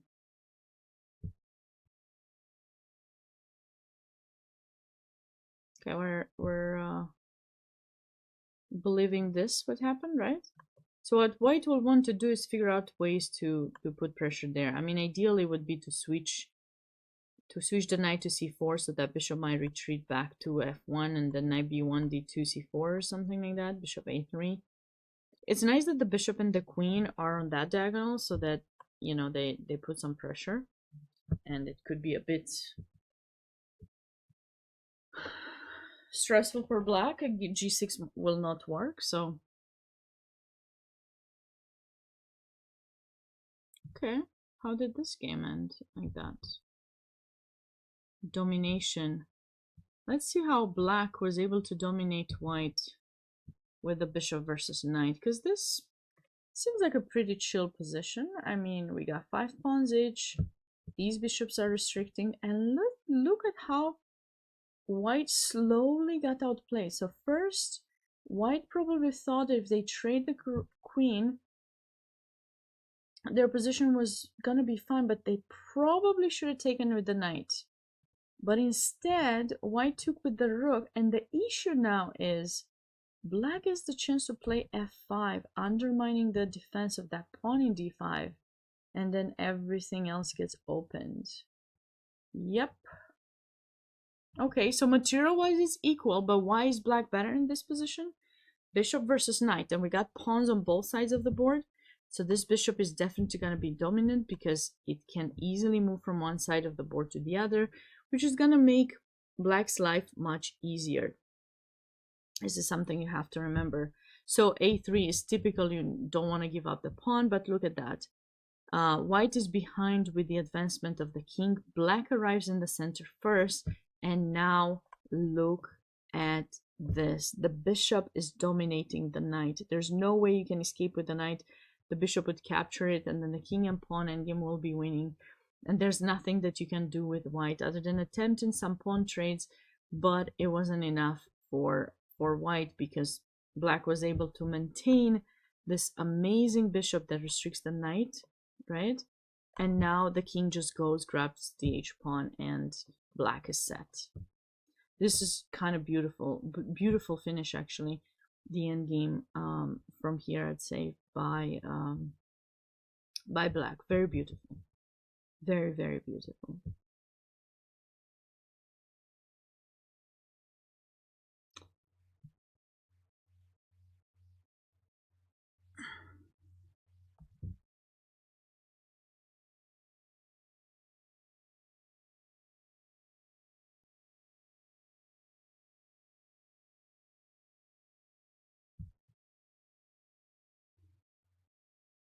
Yeah, white's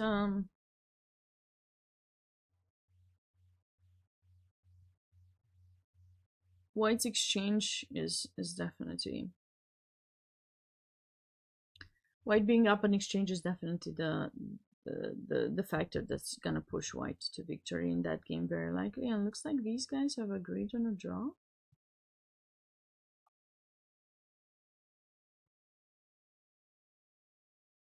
Okay, I mean, there's a weakness over here, but it's blocked by the knight. If you move the knight, maybe bishop a7, and black would put pressure in f2. So white needs to maintain a knight there. Therefore, because they have the knight there, they can't put pressure on d5. So I think it makes sense that this ended in a draw. And lastly, was this the game where there was that blunder?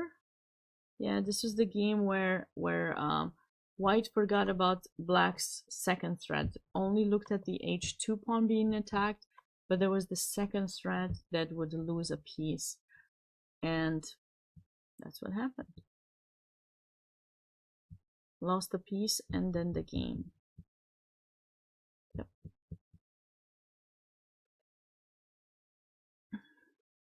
Let's catch up with the girl section.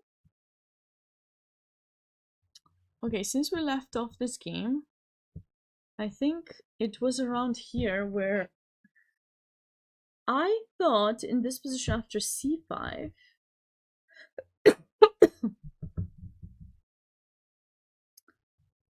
I think here, or was it, yeah, d5? I thought d5 had to be played because if you give up the exchange, I thought white was gonna have a really good position and compensation for the exchange being down in exchange, because black's king remains super weak with the pawn push to h5 also. So I thought white would have sufficient compensation, but it looks like white did not want to give up material and instead went for some other ideas. For some reason did not take the exchange. What's wrong with bishop d3? Could black have played here, but then we take. We win a pawn. Well, let's see. Takes. Yeah, rook takes. Oh, this is actually how the game went. But how could black have gotten a better position here after bishop d3?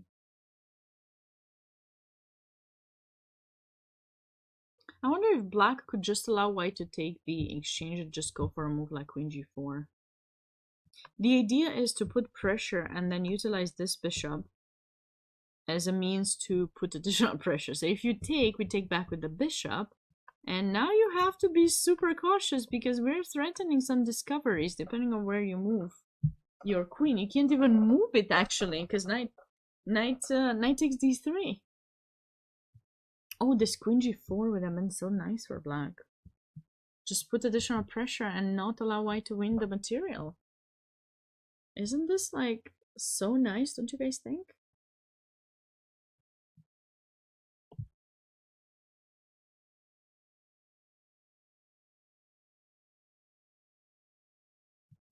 So instead, black played rook e8, which allowed some trades.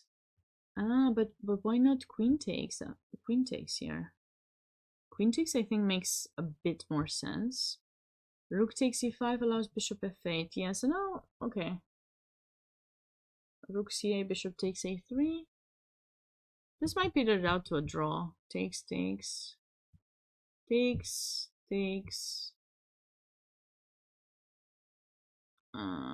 This allows this. Oops. What is white's best move here? Maybe just rook e1. Keep the pawn protected and equal material. But it might be the route to a draw, that's for sure. Okay, so what have we had here? Bishop e4.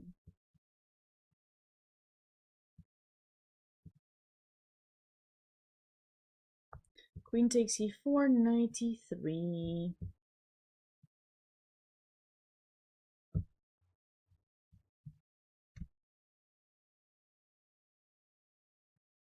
Black is up a piece. Our position looks dominant, but how do you hold on to the piece? If you take in e5, I think white can just take the piece back. Okay, maybe you can't hold on to the piece, but maybe you wanna still have some substantial material. What do you guys think if this maybe knight takes c2?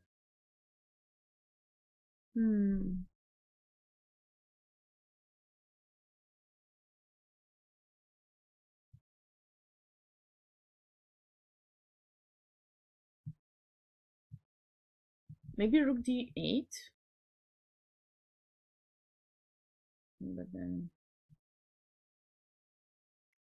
how can black maintain a huge advantage in this position?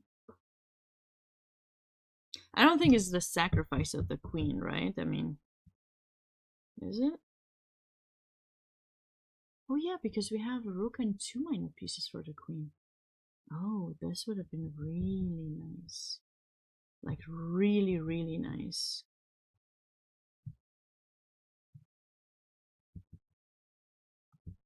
Oh, but it's hard to make the decision, you know, when you're at the board and you just feel like you're better, you can take a pawn. Are you gonna go for the extra pawn, or are you gonna go for are you gonna go for the extra pawn, or are you gonna go for supposedly materially less? But it's not less, it's actually more. It's a material imbalance that if you're not used to, you might not know how to play. But yeah, I mean, that would be really nice, I would say, for that would have been really nice for black. Look at this. And you have to take the queen. I mean, got no choice, you're down a piece. And the thing is that this knight now is threatening knight c3, the rook is threatening to activate, and it's a lot of material for black. So Sophie could have gone for this. Instead, she went for queen e5, which will allow oh, this actually happened. Rook takes c2, and now okay, white is down a pawn in an endgame knight versus bishop, but I don't know that the bishop is much stronger in this situation because this is not a passed pawn. And this pawn blocks it, and it's on white, not on black. So, you know, like, anything can happen. anything, literally anything can happen.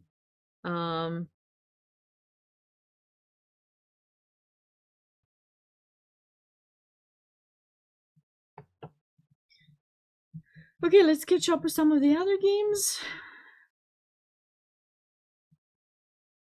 Okay, not much has happened here. Very likely we're gonna see knight takes e2. And maybe black's gonna figure out the right moment to push this pawn here. Probably not yet. Like, I would attempt some bishop g4, followed by bringing the bishop to g6 to keep the king safe.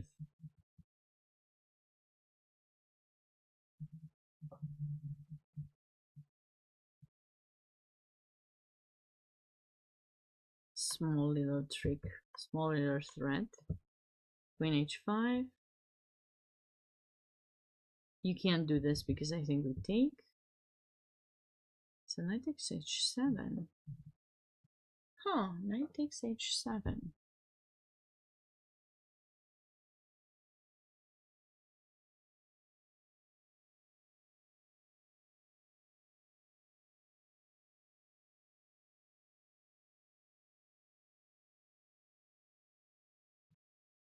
I don't think white has any threats. Maybe we can take and trade. And then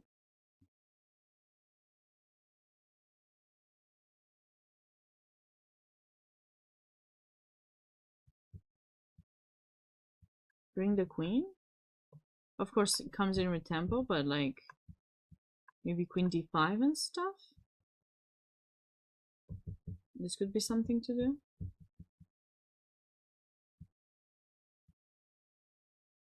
Black took in g2 for some reason. Obviously, you cannot take, right? I mean, this is the reason why white took, because we're dealing with a pin over here. So you have to go king g8, and then queen to h8 mate. But to take here, I don't know why would black give up that bishop? That bishop is so strong. I mean, now she probably wants to take, but I mean, white is now with the bishop pair.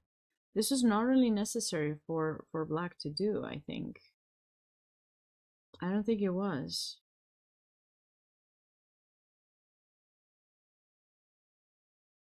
Looks like in this position, Radi decided to just give up the bishop for the knight and go for this endgame, which, I mean, unless someone blunders, it will finish in a draw again. I'm pretty sure. Sarhane, how are you doing? Oh, it did finish in a draw. Okay, I missed that. I missed that it said a draw. Sometimes I'm not looking. I think it's because I put this this gray background, you know, and it looks cute and all. It kind of matches everything I thought, but in a way, like sometimes I don't see when it's a draw. I see when it's a win, but when it's a draw, it's gray, and it's just they need to change, right? They need to change. They need to change the drawing thing. All right. So, what's are there any women's international master? Yeah, I believe so. There are a few.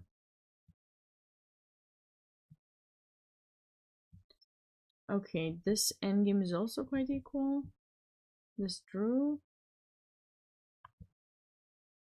This one. We've missed quite a bit of ideas here. Bishop d5. Uh-huh.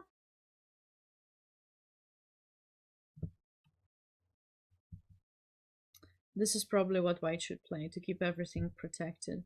Bishop a5 allows the capture of the pawn, and now, you know, white doesn't have compact pawn structure anymore. These are doubled. So if black manages to win one of these, black will technically be up a pawn, and or even if it doesn't, it just seems like black is up a pawn because it's a mobile majority, and you don't have something like that. Yeah, this is quite equal. Maybe white can attempt some h4, h5. I think this would be the plan for white to attempt to try to put some pressure on black's king. But I don't think it's gonna lead to anything. This was that nice game of Chloe's, which I believe I'm gonna show because it's a cute little tactic that is easy. to miss.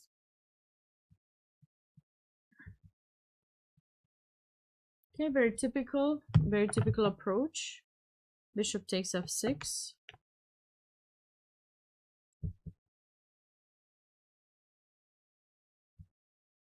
I like this.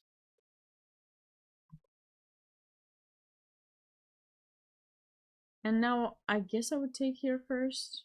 And then I would take here. You can also take with the g-pawn. But it's not going to lead to any kind of serious attacks by black, I don't believe. The bishop is doing a great job at protecting. You're down a pawn, but this, you know, you have some a4. You can try to come back into the game there. But queen takes d7.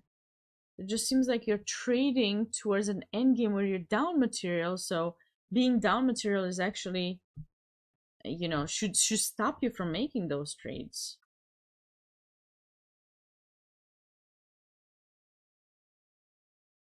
This is the game that I think didn't update correctly.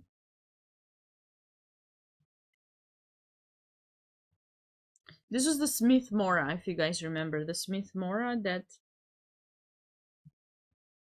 White didn't really manage to get the pawn back after the opening. Did not have a very clean attack. So we'll have to see if Aliana will be able to hold on to that. This was the position that I was telling you that White kind of messed up a bit here with the approach allowing black to push that pawn all the way there. The a pawn is coming, so the only attempt for white not to get into a worse position is to push the f pawn. But even so, like pushing the f pawn doesn't necessarily guarantee something concrete that white will have. Yeah, I like this queen e5, keeping that bishop protected, controlling the diagonal, having the opportunity to retreat with the queen anytime needed. Very nice. Bishop b5. Now if you trade, of course, this would be brilliant for black because the rook opens up and these pawns got more together, which means if this pawn gets lost, those three pawns will just march together. So this is the current position here.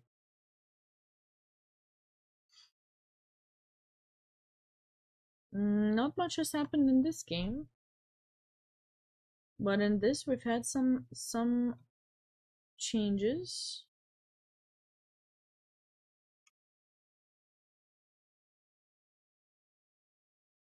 Okay, white's keeping the king safe. And white is up a pawn. So white just needs to figure out the right path to improvement further. Because it's opposite color bishops. So opposite color bishops, they're not always a draw. Okay, I know people say, oh, always a draw, opposite color bishops. Not always, but it gives some chances for sure.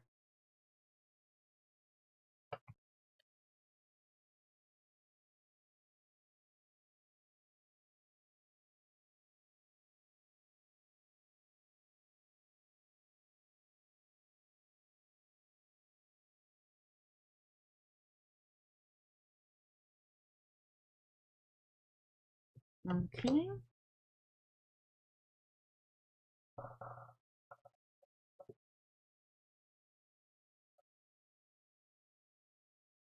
Yeah, I mean, this is nice. This is definitely nice. A6. But can white win? Because the knight in c6 is good. Why wants b4, b5? How is black gonna defend? Is it here? Here? This seems like it's gonna be lost. How is oh 97 maybe 97. 97 knight b5. Okay. That could keep black safe there for a while for sure.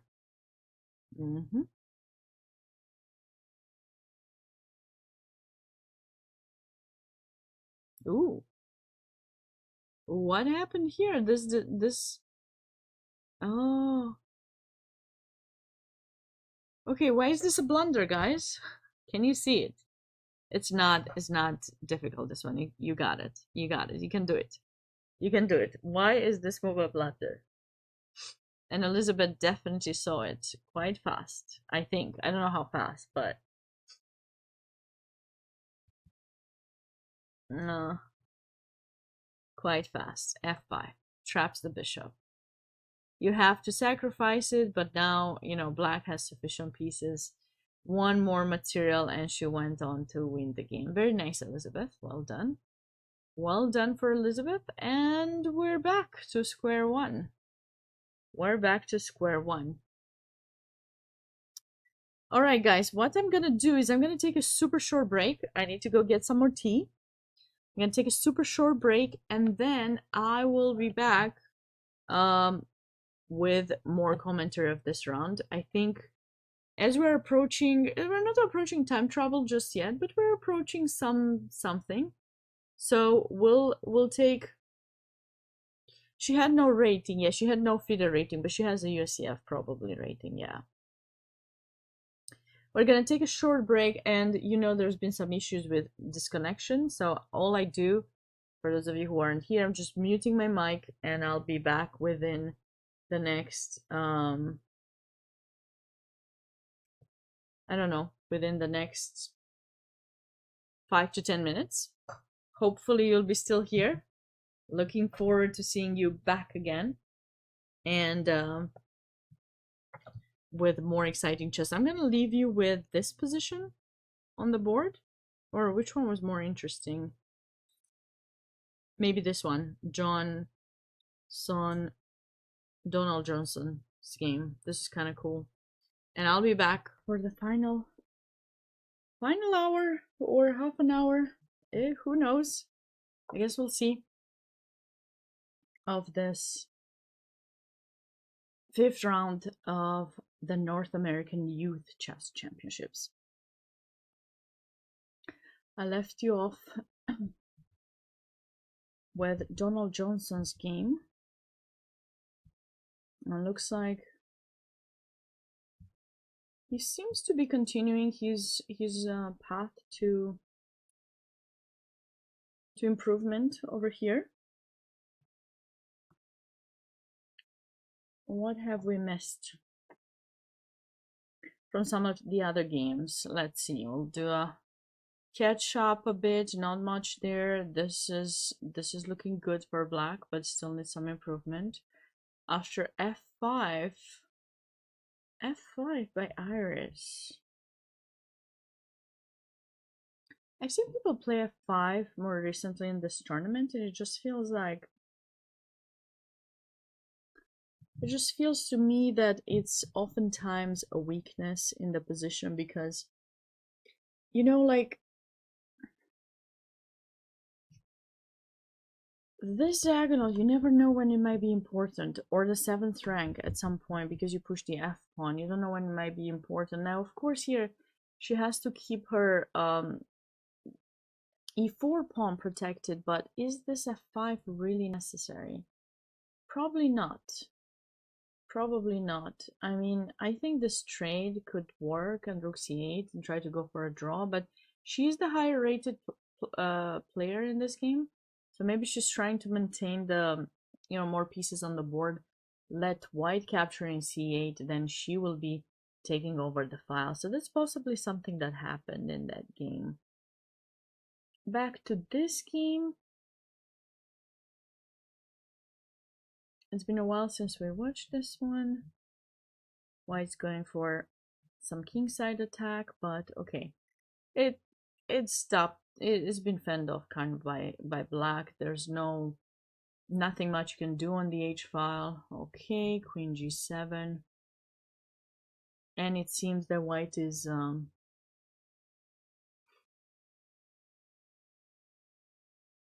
White's attack is kind of gone. So probably rook takes, and now we need to find a way for the knight to reach f6. Maybe knight f2, knight g4. Knight f6 could be a nice path for white, and just maintaining the pressure. And you know, the good thing for white is the fact that he does have way more time than his opponent, so it could be the right thing to do. Now, what was happening here? This seems fine. Okay, if the knights get traded off, Gotta be careful where we move the queen. Don't drop it to g6 by mistake to fall for that family fork with knight e7, but queen f6 seems fine and, you know, pretty equal here. There's no cause for alarm with the fact that white's king is in f2. You know, there's not so much to be worried about. And the king is safe. Pieces are placed quite nicely. No attack on either kings for now.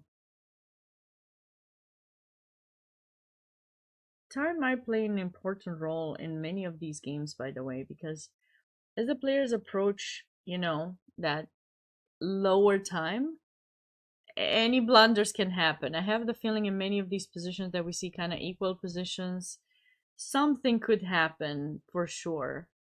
Okay, here Steven is on his way to win. I think he's gonna be happy if he wins this game. Look at that. Look at how he's played. Like I was mentioning earlier, right? He's putting some pressure on his opponent, and look at that. His opponent started making some weaknesses because he was worried about some knight f4 instead of maybe even taking that knight. And now Steven brings the knight, tries to utilize this pin for some potential captures in f5 at some point. And now switches over once b6 and rook c7. Right? When you're keeping your opponent restricted for a while, you can have ways to continue your improvement. And Black is going for this little like tactic: rook takes h2, king takes, queen h5, and queen h1 mate. But okay, that's not the end of the world, right? Rook b6, okay, g4, we like that. Okay.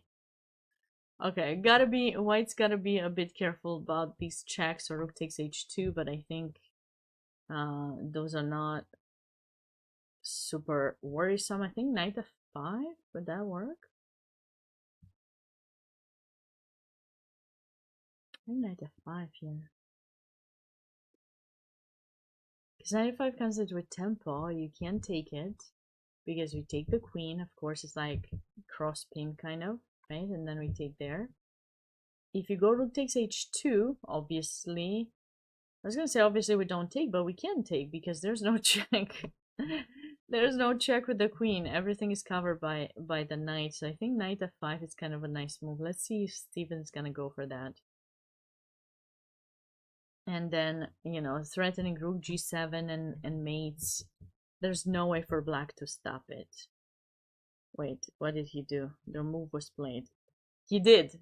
Nice find, Steven. Nice find. Okay. That was pretty good. That was a pretty good move. I love it. And the mate will be inevitable. Moving on to the next board. Okay, not much has happened. Oh, they agreed on a draw. Okay. Like, not much has happened in this game. Well, that's because I don't see the draw there. Okay. You know, it's surprising to me that this position is evaluated equal 0-0. Like, anything can happen. You need to be precise. I don't know. Like, what's so 0-0 about this one? Oh, sorry, it's Black's turn. What's so 0-0 about this one? What's white gonna do about that pawn? Is the king gonna come? Probably not, because f4, white gets in trouble. You still have to be super cautious with what you play. Maybe bishop e1 to go bishop d2, and then we give this check, king h2. No, wait, king f1, sorry, king f1. Then bishop e3 to threaten d2. There's a move for white here. What is the move?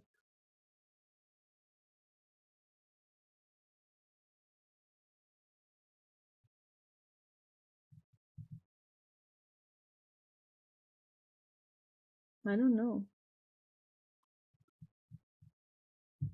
What is the winning move?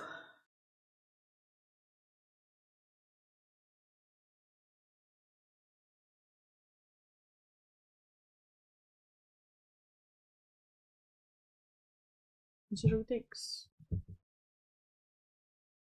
No.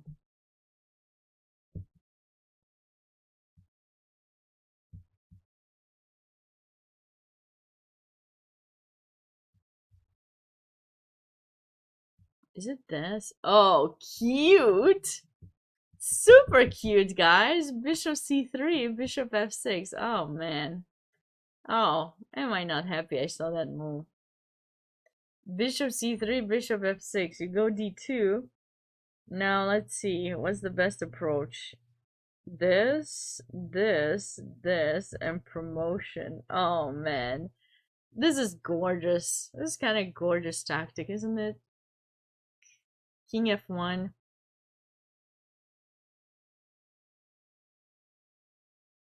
Bishop c3. You think you got it, but then nope. Not happening. You don't get anything. You don't get anything in that situation. Wow.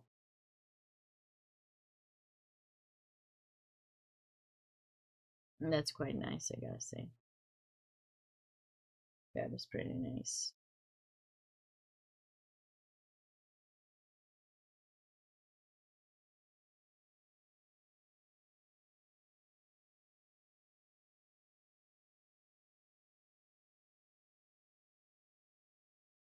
So the current position here is d3 bishop e1. Do you guys think that white has seen that? Do you guys think that white has seen that idea? Or not?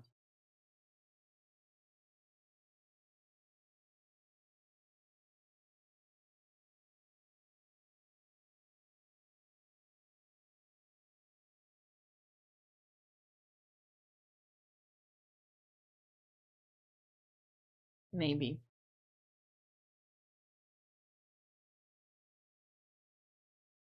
Maybe. We'll be back because that's way too cute. Like, not too sure if it actually happens. Okay.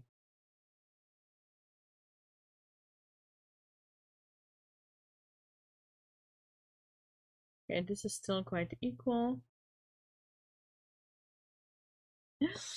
You know what's interesting is that this is the guy. Remember Ted? Ted has won some very nice queen end games in the past.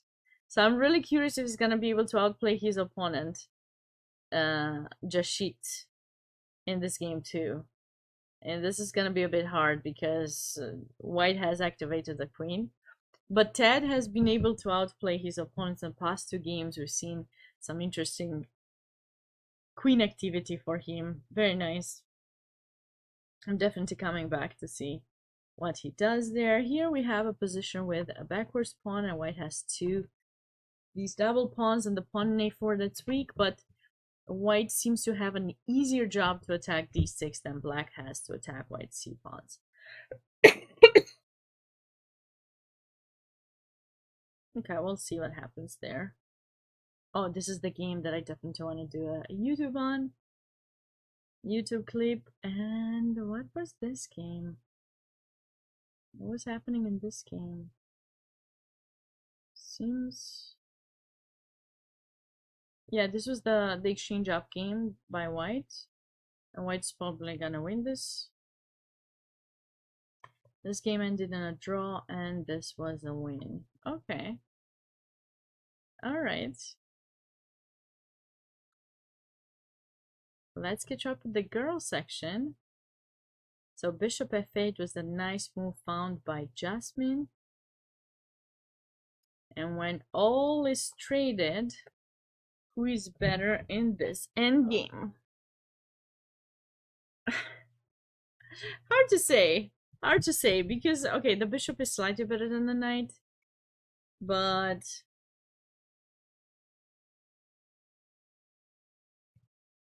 I don't think it's gonna be a huge issue here.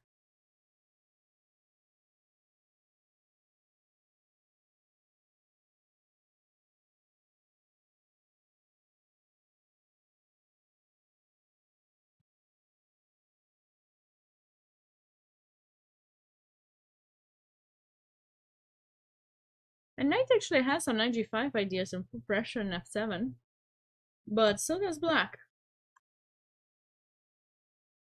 But if we trade,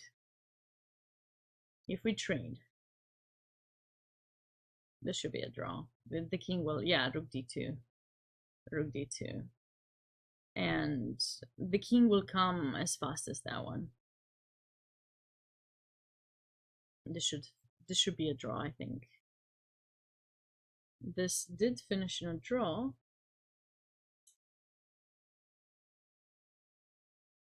These are the final few moves.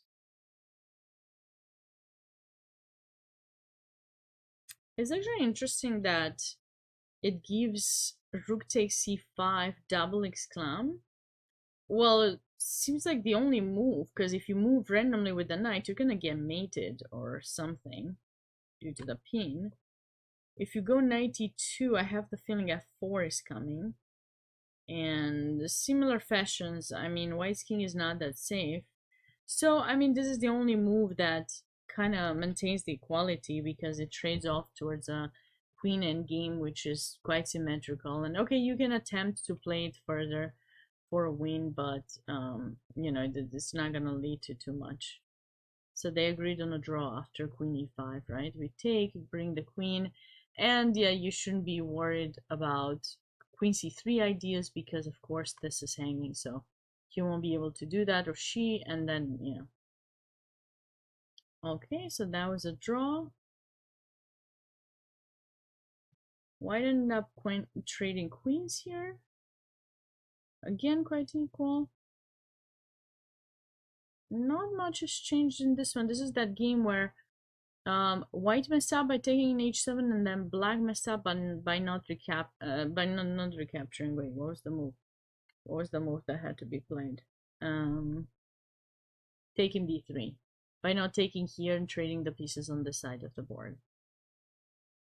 And now it's just okay. White is up a pawn, but it's not the kind of pawn that you would imagine really shows its superiority.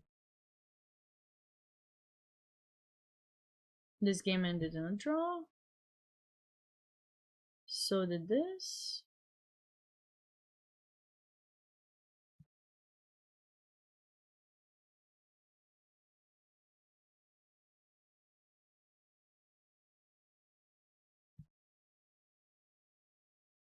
Okay, this game will end in a draw, very likely. Or it did. No, not yet. But very likely. Well, unless why did white go h4? Why did white not attempt to go here and take some opposition? This would make things much more difficult for black to attempt any win. There's no f6. We can always capture there, and the worst case we can go f4.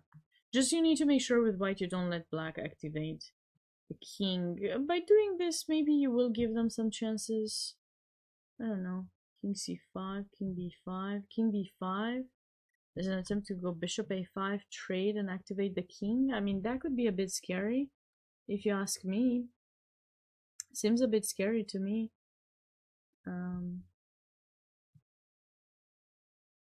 Okay. This is the game. The game.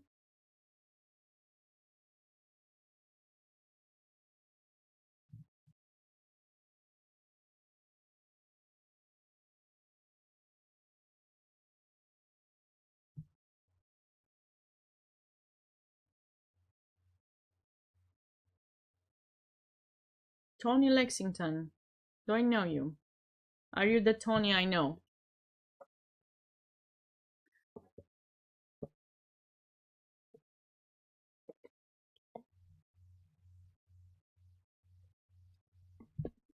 Possibly.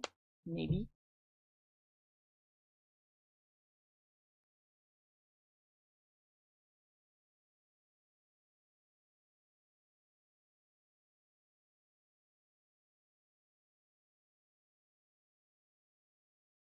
No, this is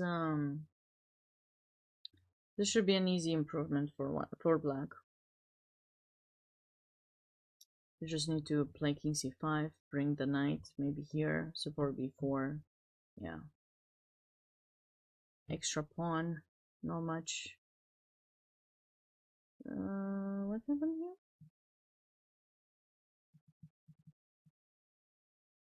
Oh, this is the game that did not show correctly. It didn't show correctly. There's a DGT error for sure in this game.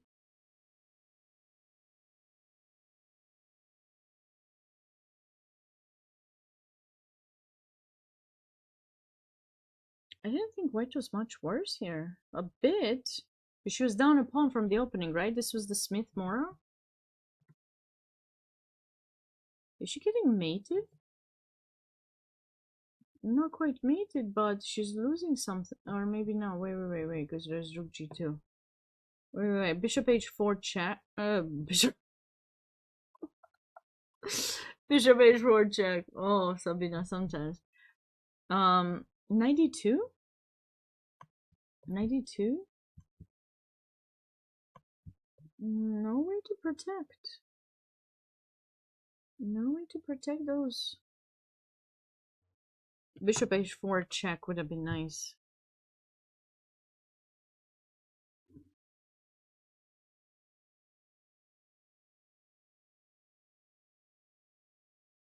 That would have been nice. Oh.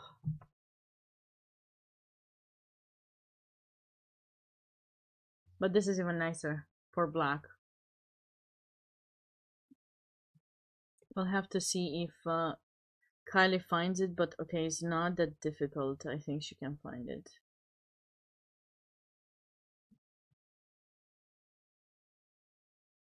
Okay. Ooh, Amy on her way to win. Okay, I don't know if I can share this or not. I should be able to. A few months ago, when I was one of the coaches for World Cadets Championships, I did see a bit of Amy's play, and she did amazing. I got the chance to work with her for the period of the tournament, and she got a silver medal. She's done great, and I can see she's continuing her improvement. Seems to be very focused on chess, so that's really nice to see. Gets sometimes tough positions, but she's a fighter. She doesn't give up, and finds her way back into the game even if she has worse positions. This is definitely, she's definitely, if she continues with her training and stuff, I think she will continue. She has the potential to be one of the top female chess players in the country for sure, because I could see her, the hard work that she put during that tournament, and I can see here she's doing something similar, right? Pushing that pawn, and now she's just, yeah, rook a1. GG. Nicely done, Amy. I mean, okay, it's not over yet, but yeah. I feel for Celine because I actually did work with Celine for some time as well, as a private student for a while. But I haven't seen her in a long time, so.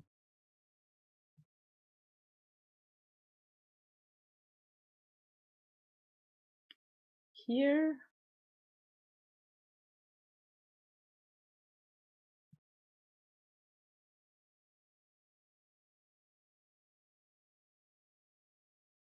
Okay, where do we move the queen? Do we go queen g4?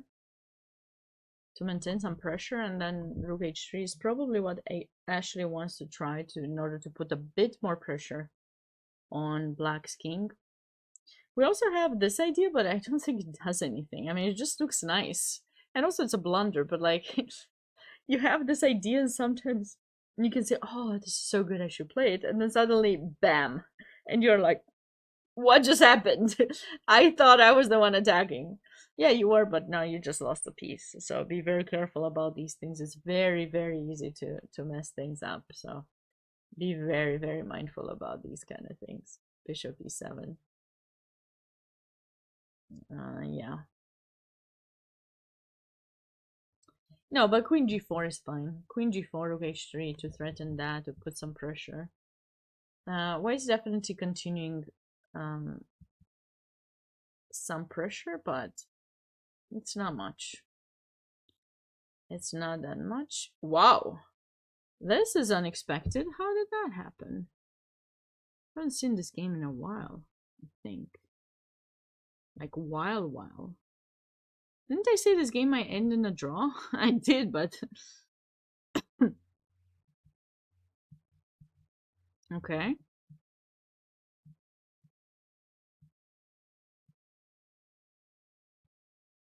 Okay, black is black is trying to push those pawns on the queen side to create some pass pawns. Well, pass pawn 1 to be exact. Rook e6. I think black definitely misevaluated the position. Black's king is much weaker than white's. Rook e1 is very strong, and this is definitely out of play. That's not. You cannot go with your queen on the other side of the board when your king doesn't have any protection. It's just a bit too much. So Alice must have rushed here, and now that king was just brought out of play. And queen and bishop, queen and knight are great in attack, but queen and bishop also, especially if you don't have any other pieces around that can keep it safe. Look at this.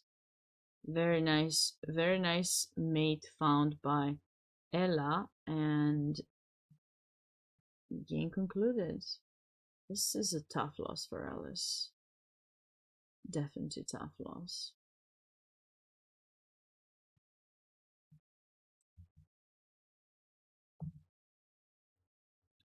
I mean, if we were to go back some more moves, it was definitely a bit too much of pushing the g6 pawn. I don't think it was necessary. She could have tried to find some different way to protect, like maybe bishop g6. There's no need to create additional threats. Maybe she was worried about h4, but we can always play h5. And the king will stay safe, you know? Especially when you're dealing with the opposite color bishops with more pieces on the board. If it's just the opposite color bishop, sure, you want to put the pawns on the opposite color so that you never get to lose your pawns. But in this situation, I feel that with every single move that white was attracting black to push a pawn forward, it was just kind of getting it weakened, you know? And in here, I don't know if there was... I guess maybe this could have been a thing. No, this just loses. This is just game over. Takes, check, and bishop e5. But I feel that there should be some defense here after bishop f4, not g5. Maybe h5. Still, it allows white to infiltrate. You see, this is the problem. That's why I'm saying you don't want to push the pawns forward like that. You're just making your opponent's life much easier. So you need to try to avoid that. Tough loss by Alice. Moving on to the this is a win. This is definitely a big win here. But is this really winning? So long has passed since we've seen this. No, but we were seeing that white is winning this position. Or had some chance. No, knight a7, knight b5 had to be played. Looks like black found it. Oh. Did not play knight b5. This seems safe. Just create some kind of fortress over here. You can't approach with the king. Then you can bring your own. But black decided to go king d7. Oh, this is what happened.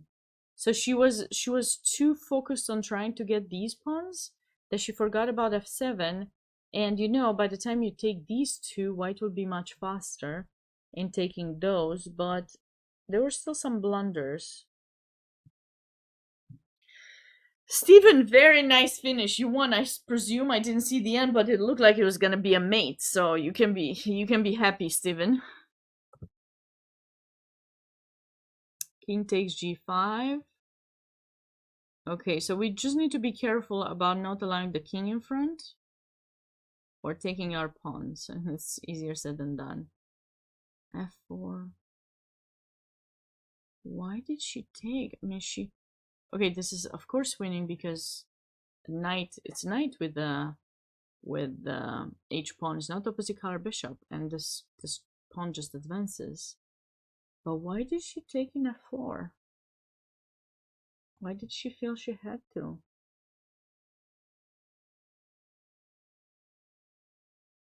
Of course, it's easy for me to say. This move stops white's knight from coming to f5. If you go to g8, king f7, so now you need to move the king somewhere so the knight can go to g4. But I think it is here. And maybe we do this. And if you go knight g4, now we come back and this pawn, oops, this pawn will be lost. This was probably, black probably rushed to take, thinking that it would be a draw, and yeah. Tough one, but good one for Celine. She's in pole position now, I think, on one of the top boards. Don't think about the rating. Don't think about the rating, Steven. Just think about trying to play good chess every game. Did you go outside after I told you to go outside? You should go get some. You should have gone to get some fresh air. This is the blunder that lost the piece. We've seen Elizabeth's win earlier, yeah. Okay, back to the open section. So board 1 was done for a while. Whatever happened here? No more moves? No more moves. Okay, but black is pressing. Needs to move the king somewhere. Not sure where, because this queen is eyeing the diagonal. Anytime you go somewhere with the king, the queen might. Yeah, that game was tough, Steven. Yeah. Every time you're eyeing some king f7, the queen is gonna go with queen d7 or queen c8 or something, depending on what you do. So you have to be careful. Maybe king h8. Although maybe this is what he can do, and rook g8 and try to come, or simply queen g7 or queen g6 and trying to activate the queen. Should we give a checky and trade, or are we just helping this king go to safety? Probably we are helping it.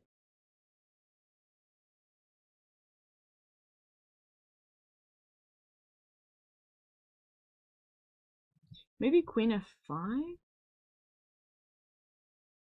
I wonder if this endgame. No, because there's knight takes b7 at the end. That's the issue. Yeah, knight b7, knight b.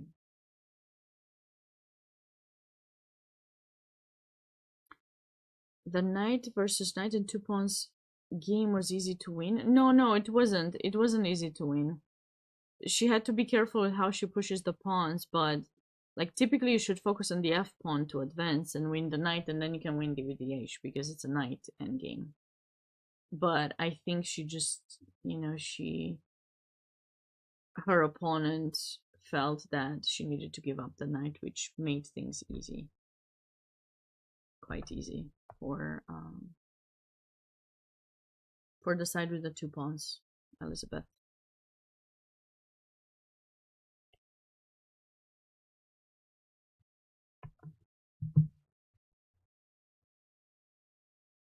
So what should black do here after king e1? Maybe no.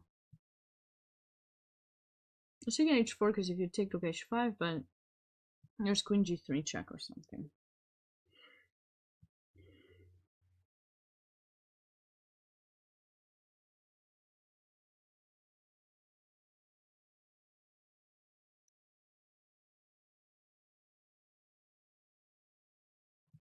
Maybe we can just go queen g7, but this is always like an attempt to escape.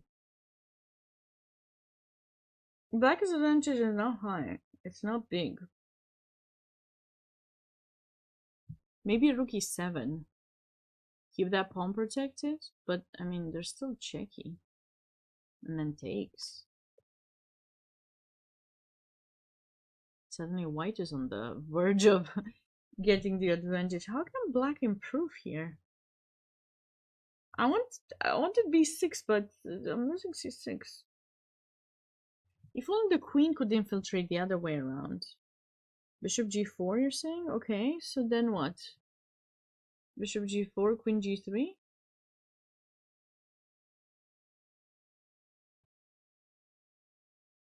I don't really see a follow-up, Sahane.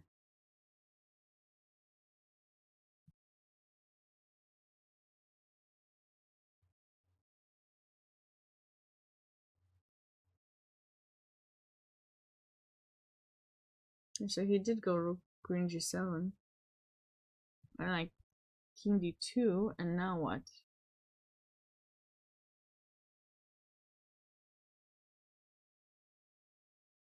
Maybe now rook e7 to keep that protected, and then no, but there's always this. But check, we go here. Maybe this could work. Yes, it's not. There's nothing concrete for black here because the position is close. Unless you find some sacrifice somehow to break through, and I don't think it's that easy for black to improve.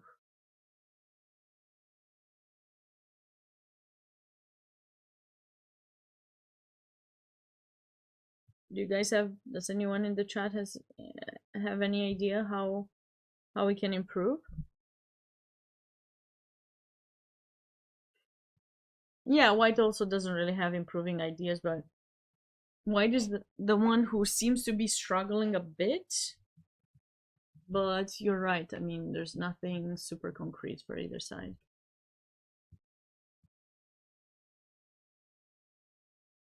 What have we missed here?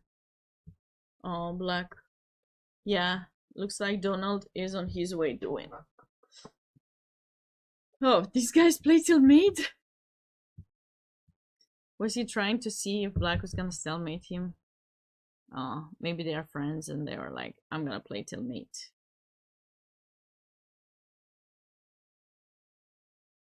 That was quite an impressive game by Donald. For those of you who missed that, it was this brilliant idea here after a rook d4.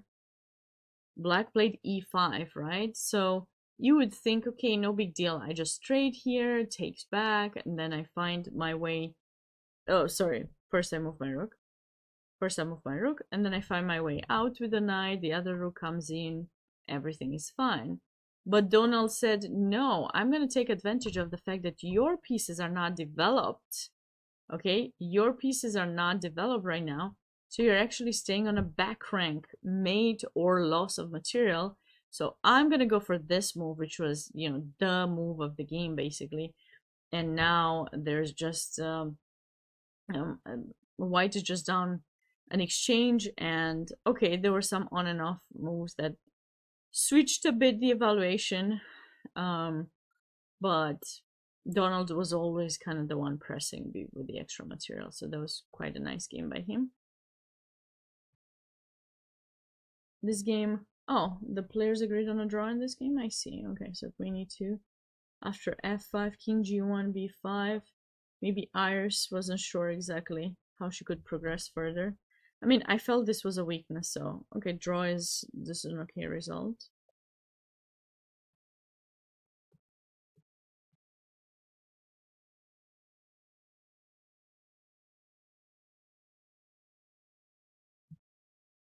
Uh-oh. Discovery.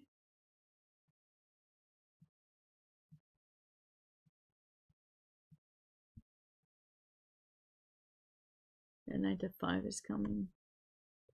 This is not looking good for Andreas. And he doesn't have time. Maybe he already lost. Yeah, Andrew also had a good tournament so far, but yeah, that's tough.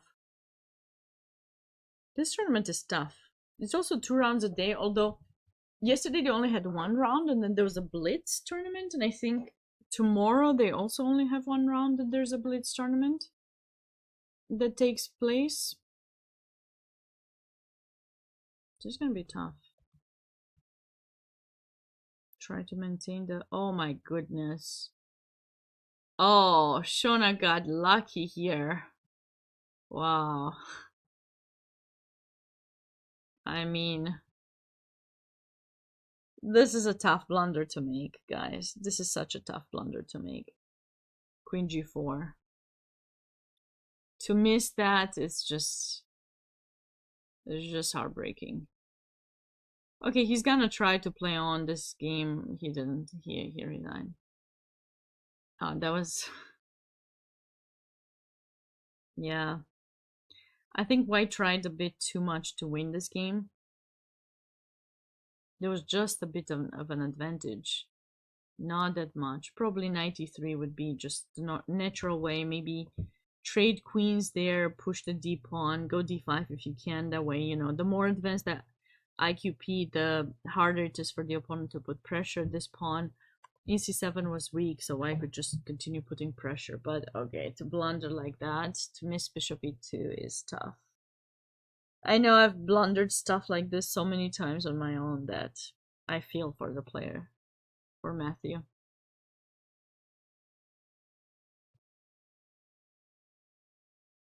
What happens here?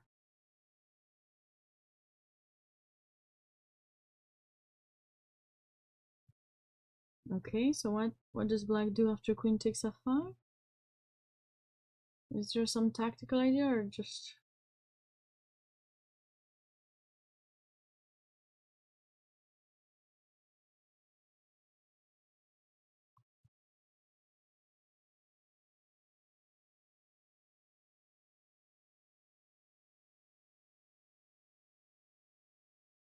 I wonder if black can play queen e6, but...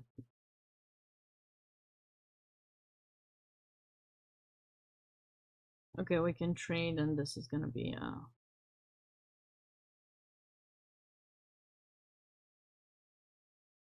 drawish endgame. But I have the feeling Ronan wants to do something different. Just trying to see what. Maybe queen a6? I'm just gonna keep the pressure? But I don't see why I can't play here.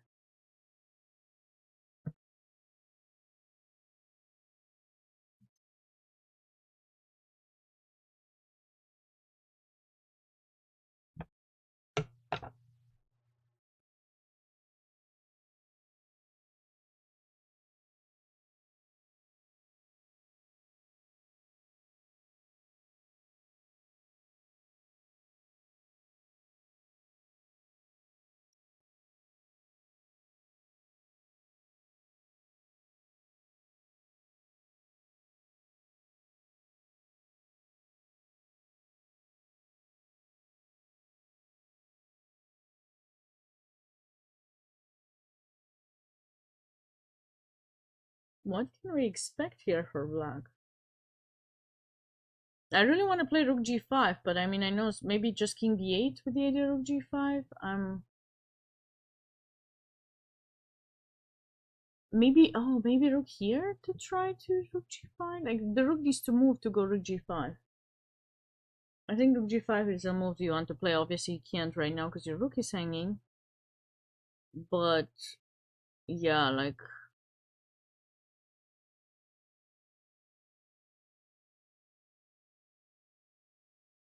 Maybe rook c6? No, rook c6 94 comes here at simple.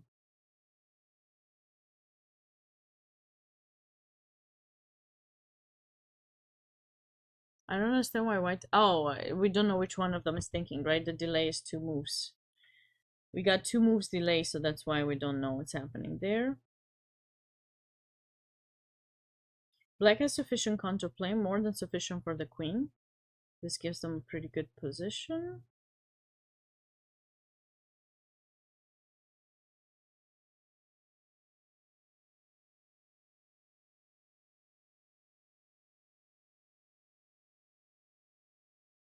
How did this game end? Rook f6. Allow knight g2 to try to go knight f4. We've seen this idea. Okay, rook c1. Oh, this is Steven's game. I'm like, why am I reviewing this? Why am I reviewing? I've already seen. I was like, yeah, this is Steven's game. I just didn't see the end. We saw till knight f5 and then that was it. Oh, cute. Cute finish rook b8. Okay, nice. Yeah, nice finish, Steven. No. So there's 2 moves delay, Steven. There's no time delay. It's 2 moves delay. So if the players have not made 3 moves after the last one that you see, then we won't get the new moves. So yeah, that's the issue. So I don't know. They're probably thinking later. That's why we're not getting. We're not getting the updates.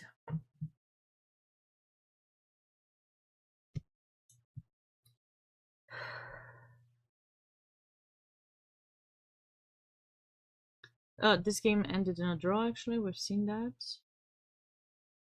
Wait. This was that cool position. Remember, guys? Here, I was just showing this idea that the black shouldn't fall for, which is bishop e3, right? Because of this beautiful bishop c3. And when you push, check, and then white promotes. So it looks like after bishop takes b2 was played. Now white is attempting some pawn trades. And what's going on here? Because you gotta be careful about those pawns. And the bishop pair can always create some stuff that's dangerous. Like f3 now and bishop g3 mate. Bishop g3 mate. Why didn't he give a check? Oh, because then there will be bishop b4. Oh my goodness. What is white's move in this position? Is it rook g7 or something? Probably. And if you tried this, maybe this. It's just gonna take your pawn if you push it. But bishop e3 was played, and it seems that black is winning now. How is black winning now? Is it just bishop g3 and f2? Uh-oh, you can't do this because we take and d2 gg. And if you go king d2 here,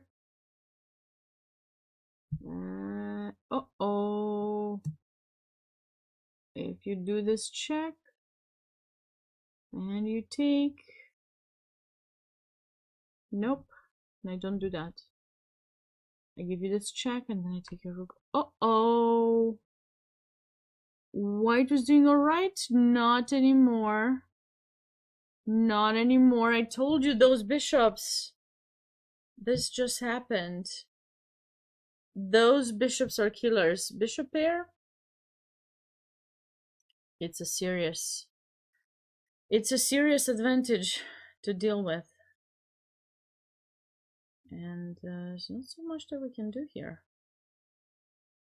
There's not much at all.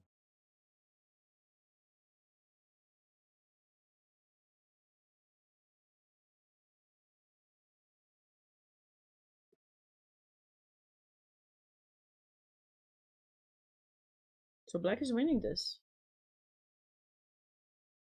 Okay. Okay, but now the bishop just moves somewhere, even here or here, and gives a check, and then the pawn will promote. Yeah. Bishop with 2 passed pawns. Not easy to deal with. What have we got here? Looks like white's winning a piece, right? The knight is kind of trapped. It's pinned this way and that way, and there doesn't seem to be a way that you can save yourself. This game finally ended in a draw. Yeah. I guess Ted wasn't able to outplay his opponent in this one. He was able the past 2 games. He's done really well for himself. No, so this was a draw. This was a win, right? Yeah, this was that beautiful endgame that I potentially might do it for the YouTube.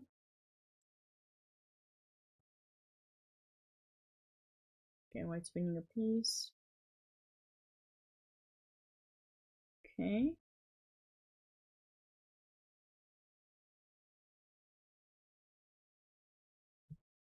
Okay, so what happened here? Trading the queens, okay. Wait, why didn't black take this free pawn? Having trouble understanding. He went bishop g4. I guess it's the same. Because he can take it now. Or maybe he wants to take with this rook, but then... I mean, he could, technically, but... Trade. Why would you give up that pawn? There's no need to. There's no need whatsoever. Just simply play rook takes f2. Rook g takes f2. Unless he wants to take here and rook f3, but... No, he took there, yeah. That's the way to go. This is the right path.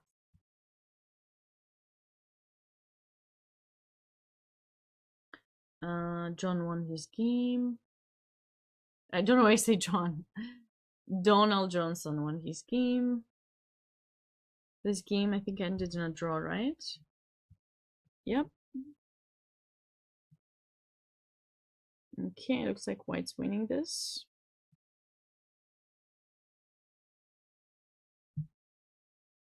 This was kind of unexpected, I would say. Just to blunder that queen knight g4 is not quite ideal. I mean, I think he probably didn't realize that trading the rooks off the board will be dangerous for the king, because basically that's what happened. The queen and knight in combination are very strong. So the threats that white was able to come up with were impossible to stop with the bishop. And the black's king being totally open. So that's why this game ended like that. Is what was the right move for black, you may ask? Not quite sure.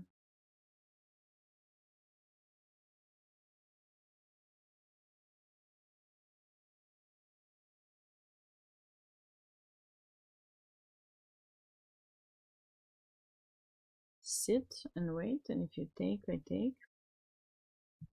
Just sit and wait, keep them pinned. Maybe, yeah, because I don't think you can sit here, because then there would be some discovered attack and you lose the rook. But just sit and wait here. If you do this, we need to kind of hide somewhere where there's no checks. Maybe not there. Maybe we just go back. Keep them pinned.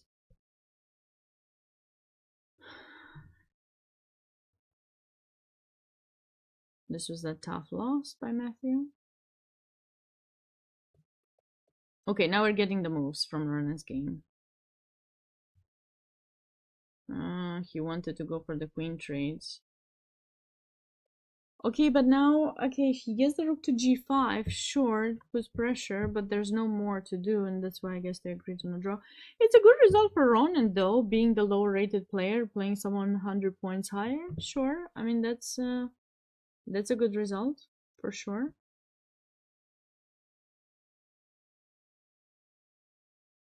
I think we're gonna see some rook a2 here. Yeah, black had the advantage in the previous one. Black had it around here, right? At some point, right? Here.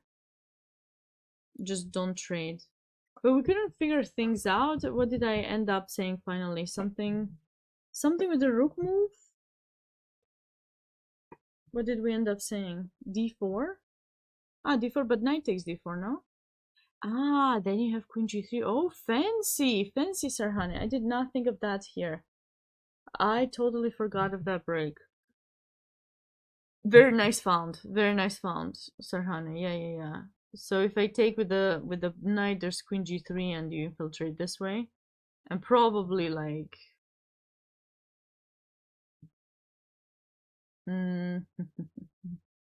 something like this? No. Oh, queen takes b2. Just queen takes b2, threatening rook c3 mate. Yeah, this is hard to defend. And if you take with the pawn, I think still queen g3 check. Oh, sorry. Definitely not. I'm getting tired. Long day.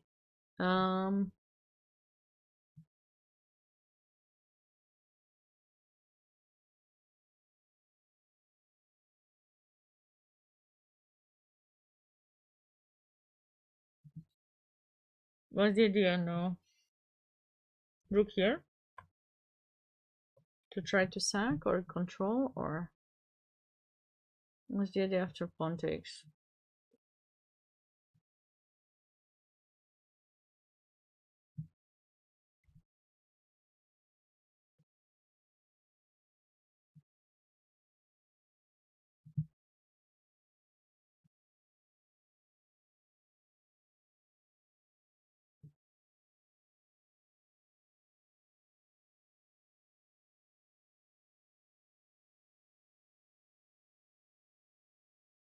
Maybe knight here?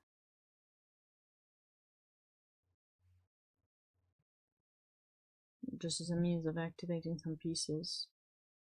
Rook c6 to bring the knight. I mean, You don't know how to continue. Me neither. Me neither, but clearly not queen g3. Definitely not queen g3, you know? Just don't do that and you'll be fine. No, the e-file opens up, so there's definitely some kind of mix there, you know? Mix of ideas. I just don't know exactly what's the best way.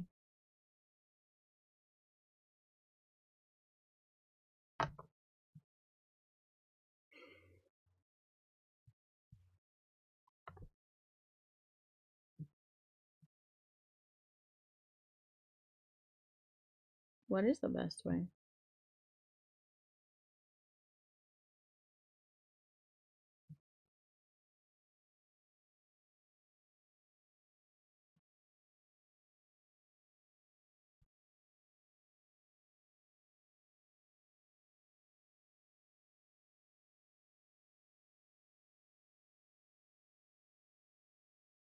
I mean, I like this. I like it. Loses a bit of the advantage, but still. You know, maybe you depends on what he does with the queen. You want something like that, or maybe you want the rook to come in. If you can chase this queen away, you can go rook c2 and do something on the second rank. Something like that could work, but yeah, like it's not it's not so straightforward. Okay. Rook a2 is definitely the way to go for black in order to try to activate. Take advantage, taking the knight, attacking the knight. How? I did suggest this, but you see how the bar goes back up some? I don't know. I think it's about the same. Knight 95 and rook there. It could be just messing with us, the bar. But d4 is definitely a nice kind of approach to improve in that position.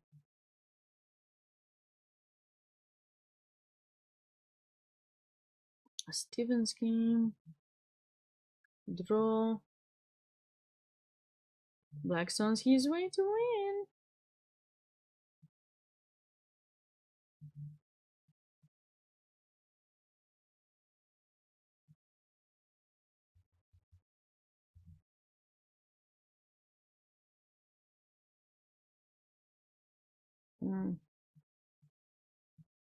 White is up a piece. I mean, that was a draw.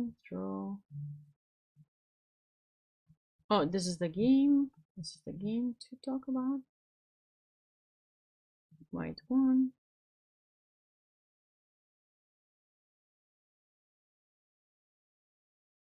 All right. Finally, it looks like black was able to kind of get something out of that position after trading queens with white's blunder. Yeah. Now if you trade and activate the rook, yeah, then the h-pawn just marches by itself.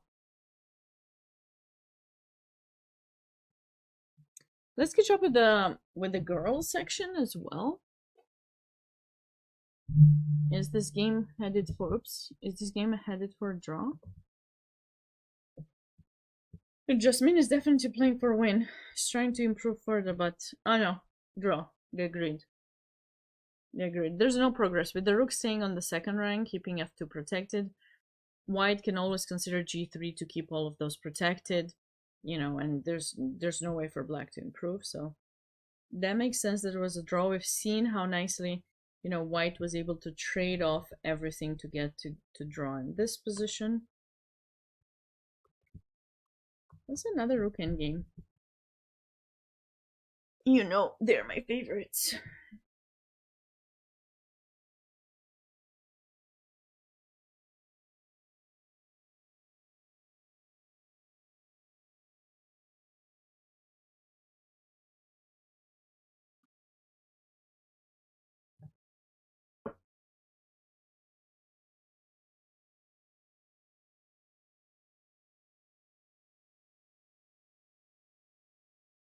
Yeah, but I don't see progress for either side here. I mean, if someone is trying to win is white because of the extra pawn, but okay, this is not gonna do too much. Followed by h4, I think black is fine.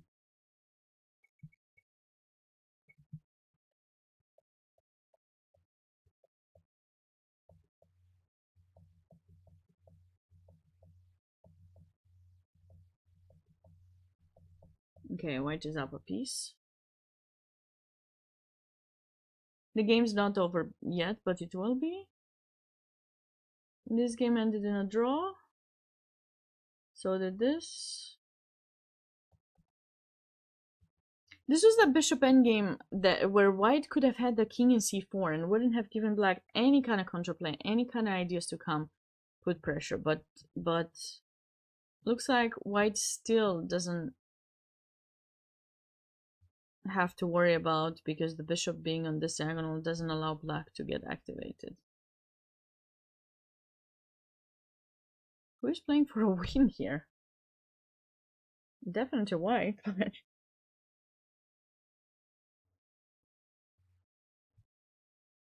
I have the feeling they'll agree to a draw very soon. It's not that much to fight for really here.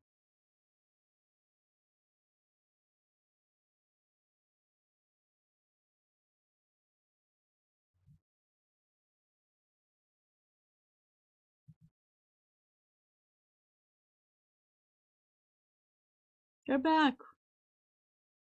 We did. It was like 800 people from John Bartholomew.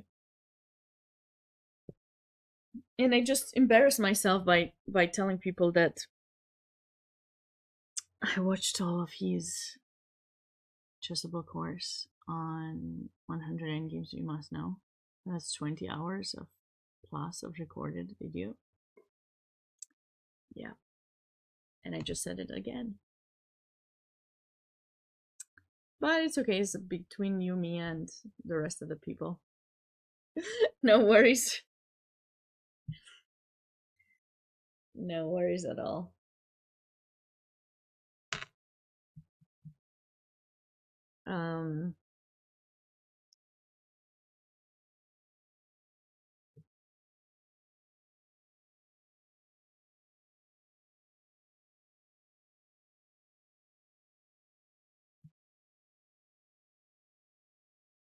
Okay, white can try e6, you know, trade, bring the king to get that pawn.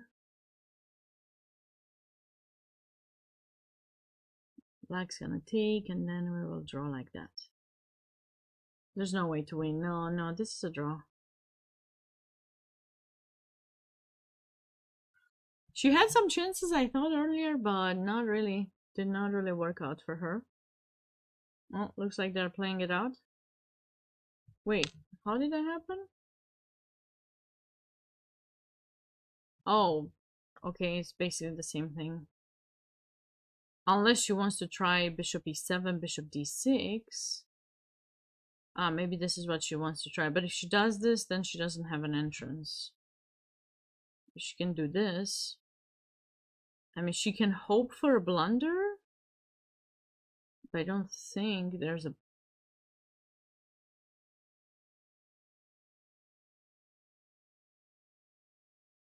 This is the only way that you could win. That black would lose if you play here, I think. Because now, if you push here, right, you don't get to win the bishop, and then I win yours, and the king is close enough. So that's probably the only way that we're gonna see a win if someone blunders. But otherwise, that should be a draw. I mean, it gives white some chances, obviously. White is the slightly higher rated player, so maybe she's playing for a win, but I don't think it's that difficult to figure things out, right? So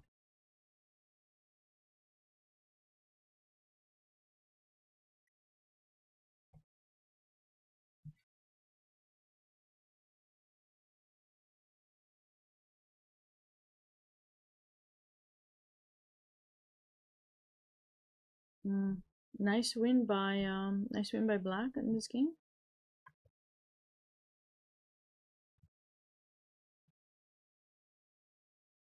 Oh, knight d2 was found. Remember, we stopped around this position.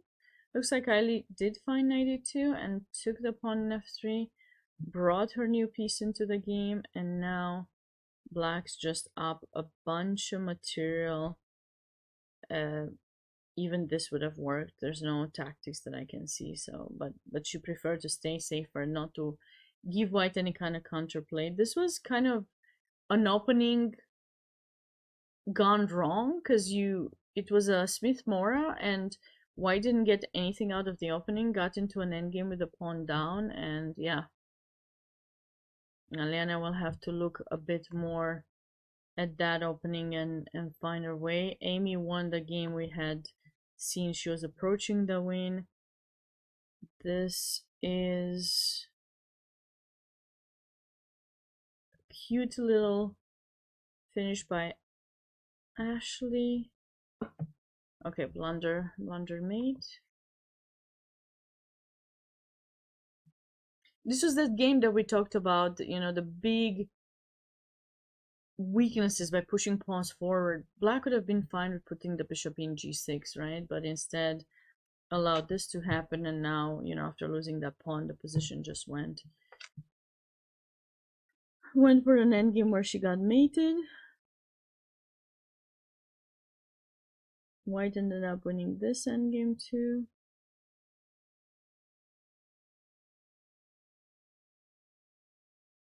So we don't, how many games we have left? Draw, this one.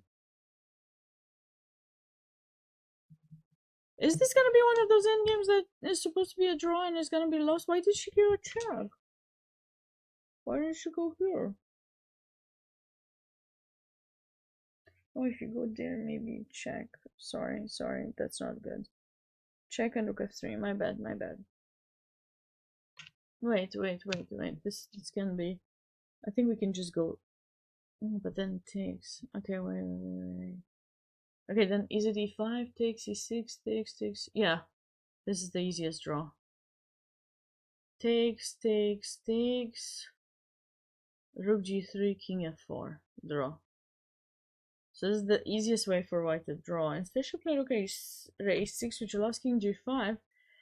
Now the loss of this pawn will also allow black to have the super far away passed pawn and advanced one too. F6 would allow maybe some check, but I think should be winning. And with those two pawns, black is winning. Oh my goodness.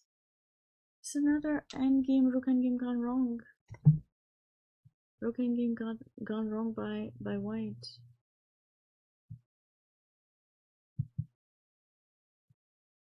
It's not really ideal. Not at all.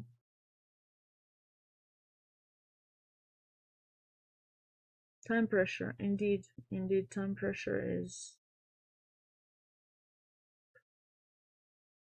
difficult. Time pressure is indeed difficult.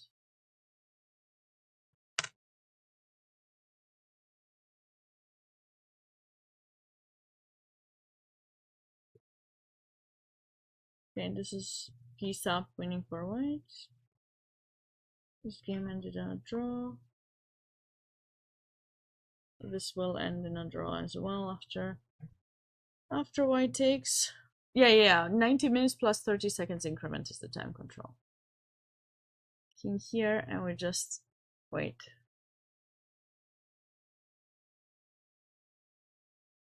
We just wait.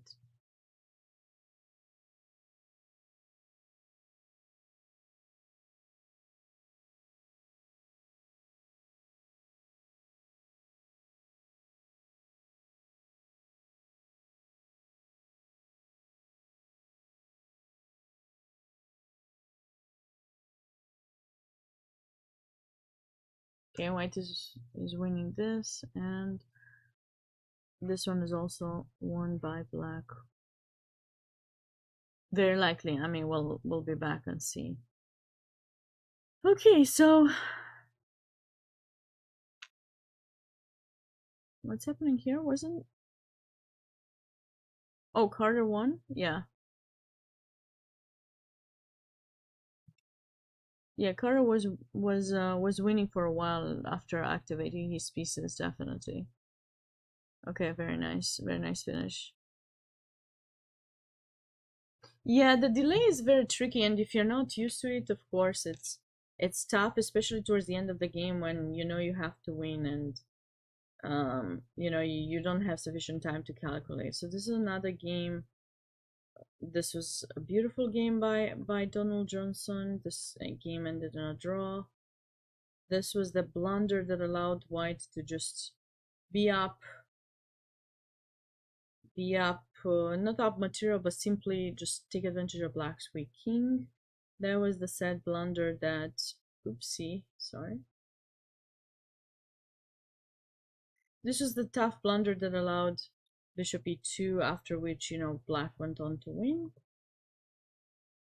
Ronan drew in this position, if you guys remember. There's some ideas with d4, Sarhana was suggesting, but draw. This is still being played. So we got one game. Queen endgame. Oh, I did not expect this was kind of equal for a while. So the extra pawn is gonna press. If you find a way to improve your king's position, but yeah, the king could last for a while. Stephen won. Draw. One. Oh, the one. Very nice finish by the two bishops. I mean, white should have been super precise. It's very tricky to deal with two bishops. This is a cute finish. Draw. This is potentially a position to show for the video. And yep. So I guess we have one or two games remaining, right? Was it? No, these are over.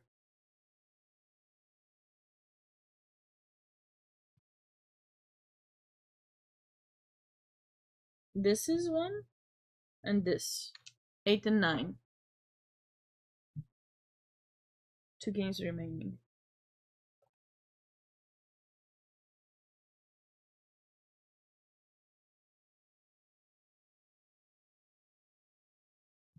Two games remaining.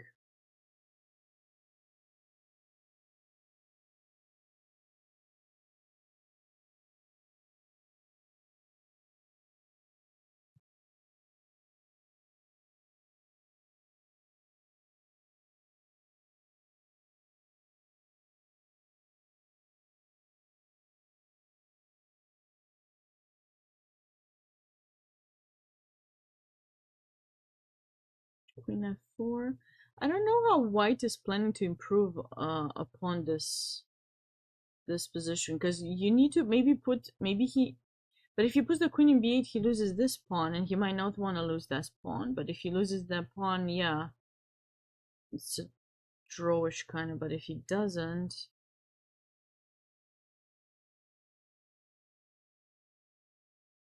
how does he progress? Black has done the right thing to put the queen in b1. And the king cannot easily advance. I mean, if the king of white, maybe now after queen f4 that all the pawns almost are protected, maybe black won't be able to stop white's king from advancing.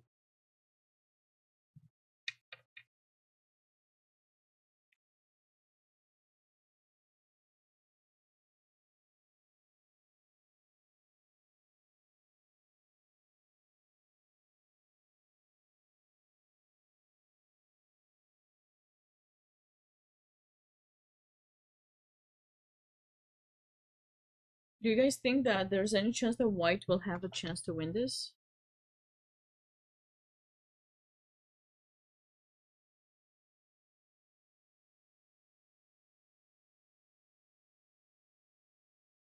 Because I don't see. Force a queen exchange. Where do you want to force the queen exchange though? I guess if you start bringing the king, so like, let's just say you're trying something like this, but you just don't know how you would improve because you can't go there. I guess you could try to do this and now hope that they take, and then you have this and you win. Sure, this is one way to win. With your opponent's help. Self-made. Not self-made, self-help to lose the game. Well, he won't do that. He will give you this check. I mean, you can try, you can hope for it, but that's not gonna happen. He will give it this check, and then he'll try going there. And I feel that now he can take. He cannot still go queen c2. Sorry. See, I almost would have blundered. Can he take this? Probably. And yeah, like if you do that, he's gonna try to bring the queen back. Bring back the queen. I can't sing, I gotta be careful. Uh so I mean this could be something interesting that could happen.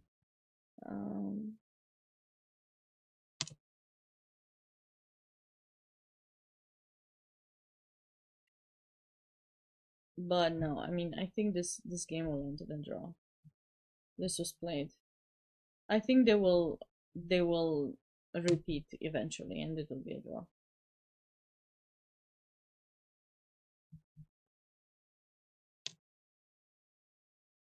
Did black mess up? How did black lose that pawn?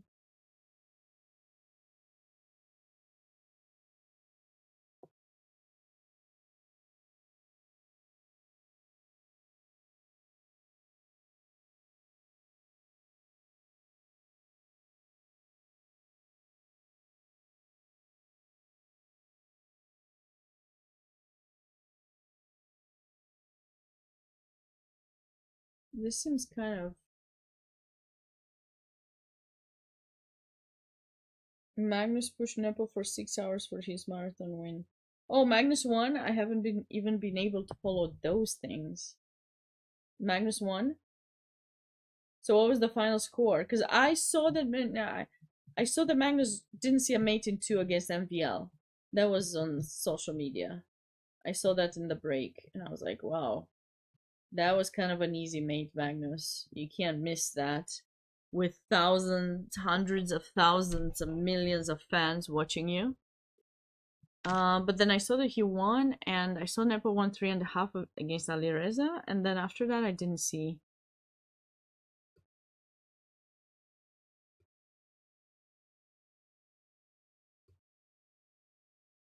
Oh, I thought... Oh, you meant World Championship. I thought you meant right now they're playing in this chess.com thingy. Okay, sorry. Hey, we're talking about the same people. Just right. Same people, different tournaments. Okay, they're playing now too, or they played. I don't know what happened. I don't see chess.com live, so maybe that's over. Let's check Twitter. Sorry, X. Let's see. Is there something posted? Is that over, or do they play tomorrow? No, they play CCT finals. CCT finals are gonna be tomorrow. I know why I'm announcing this because I'm also doing commentary, so I hope you'll be here. But yeah, CCT finals between Magnus and Nepo are gonna be tomorrow. So yeah, like...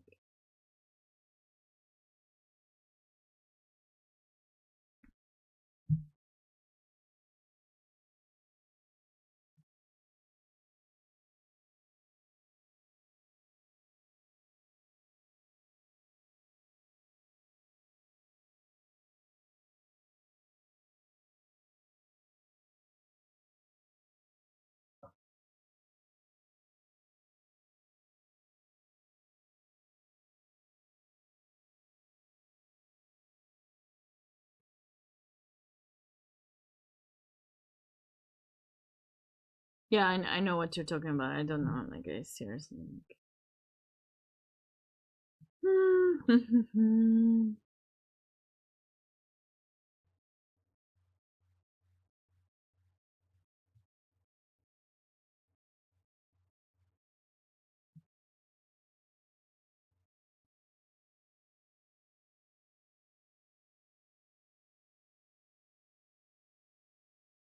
Okay, so what they're doing here? Draw. We're doing nothing. Draw. Draw was settled on that game. So I guess this is the final game that very likely will be settled on a draw, and all the games in the girl section were close to being done. This was the last one, right? Because this was a draw, second board was a draw. Something got delivered. Some package. My package got delivered. It's good to know.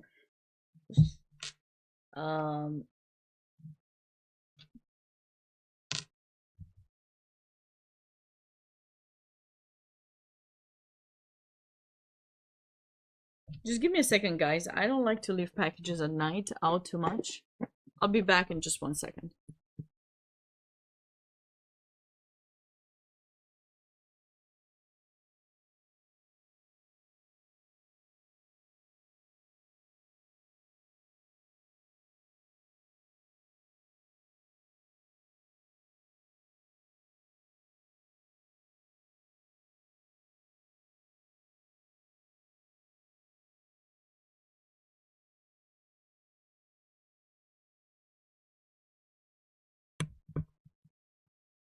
Check out what came in the package. We got a package. This is the package. All right, Reggie. All right, Reggie. You are here. You were in the package. She was not in the package, but we're gonna pretend she was. She was feeling sad, so I brought her to say hi to you guys. For those of you who don't know, this is my cat. She's the queen. Her name is Regina. Regina the queen.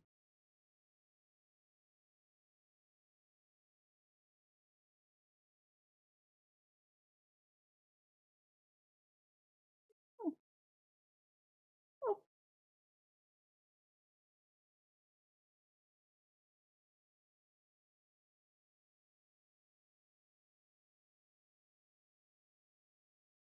What do we do over here, guys?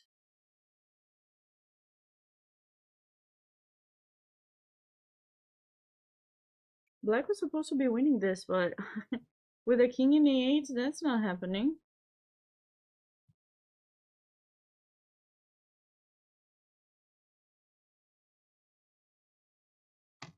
When did black mess up?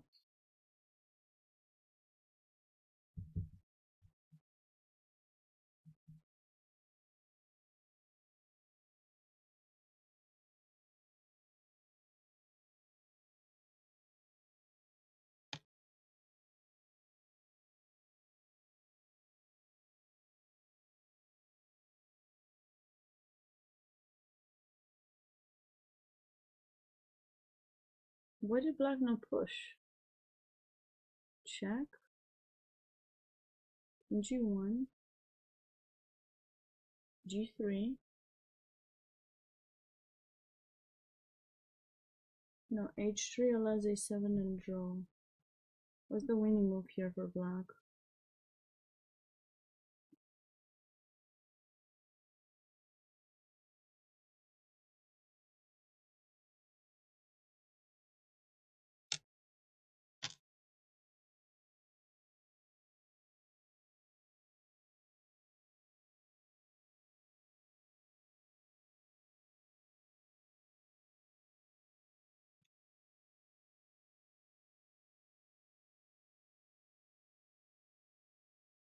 What is the winning move for black? Because if we go there, they take. Well, that's not happening. If we go here, here.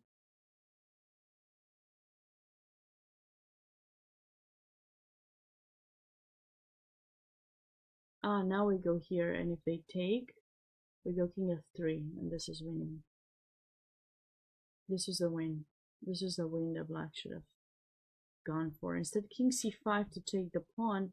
Rook b7, very nice found by Elena. And now the rook stops those pawns from advancing. And one more chance for black to win. Why didn't you go? Well, actually, maybe here to try to get the king over here. The king had gotten here, keeps the pawns protected. All should be good, I think.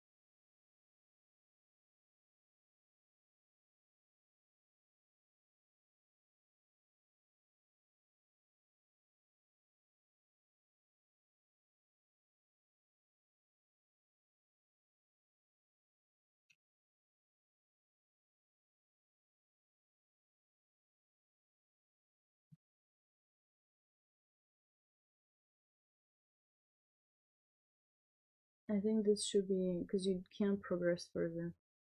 If you give me a check, I think you can just go here. This pawn is attacked. You go there. I keep my a6 pawn protected from the side, and now the king comes back, and this would be a draw. But after rook a4, black is again attempting to win this game.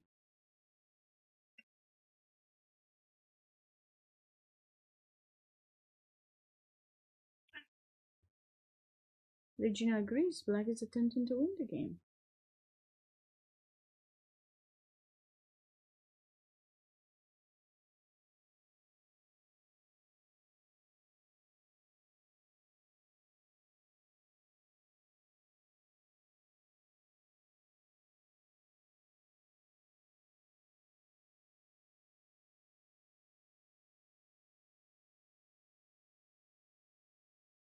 Black will win the game now. Or remove the king h2. GG.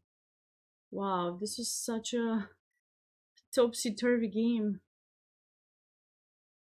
You love kittens, Amy? He has kittens. He has Benoni, maybe he has more, but yeah, this is Regina. I think I've had Regina before he's Benoni cat, but yeah, he has. That's right, Amy. Okay, I think Regina's had enough for now.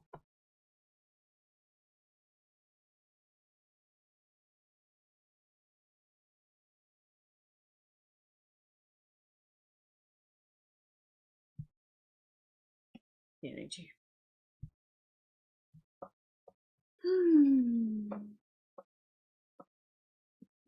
Regina's funny. She's always funny.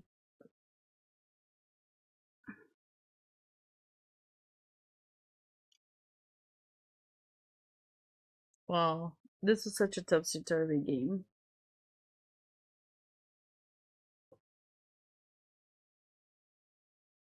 Black's down his way of winning this. On her way, sorry, on her way of winning this. There's no way to stop the H pawn. Okay, one, rook, g1.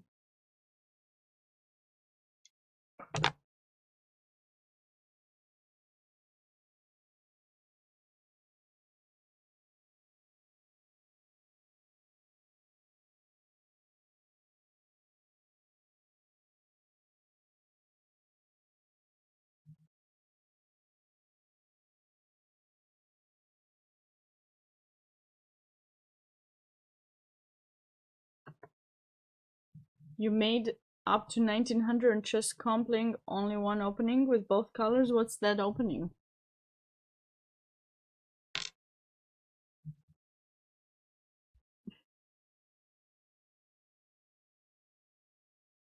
And I think that concludes our girls section. That was the last game.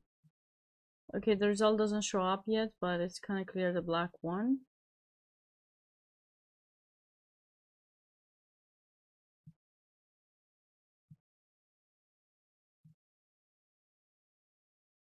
So Stonewall against everything. I guess that could be something to consider. The Stonewall against everything. Okay, well, white lost the b pawn line, took the h pawn, but yeah, okay. So white decided to give the b to take the h, but okay, this is much harder. You need to try to push h5, h6, but it's just so much harder to actually be able to do something. Yeah.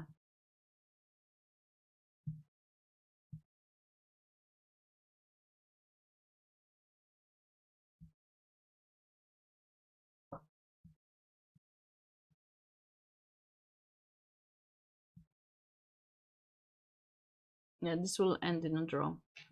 What an exciting round! What do you guys think? Is there a particular game that you guys liked? Like, I'm trying to think. The girls section, I know there was that blunder game that's kind of nice that we'll see if Chloe's. But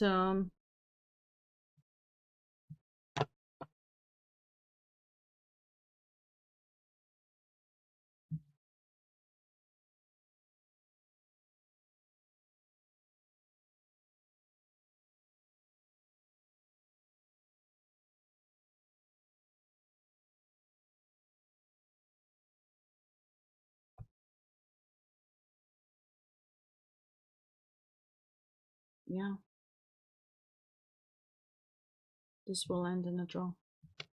Okay, let's come up with our game. No, actually, I do have a game in the open. I got a game in the open and a game in the girl section, which was kind of, you know, pretty.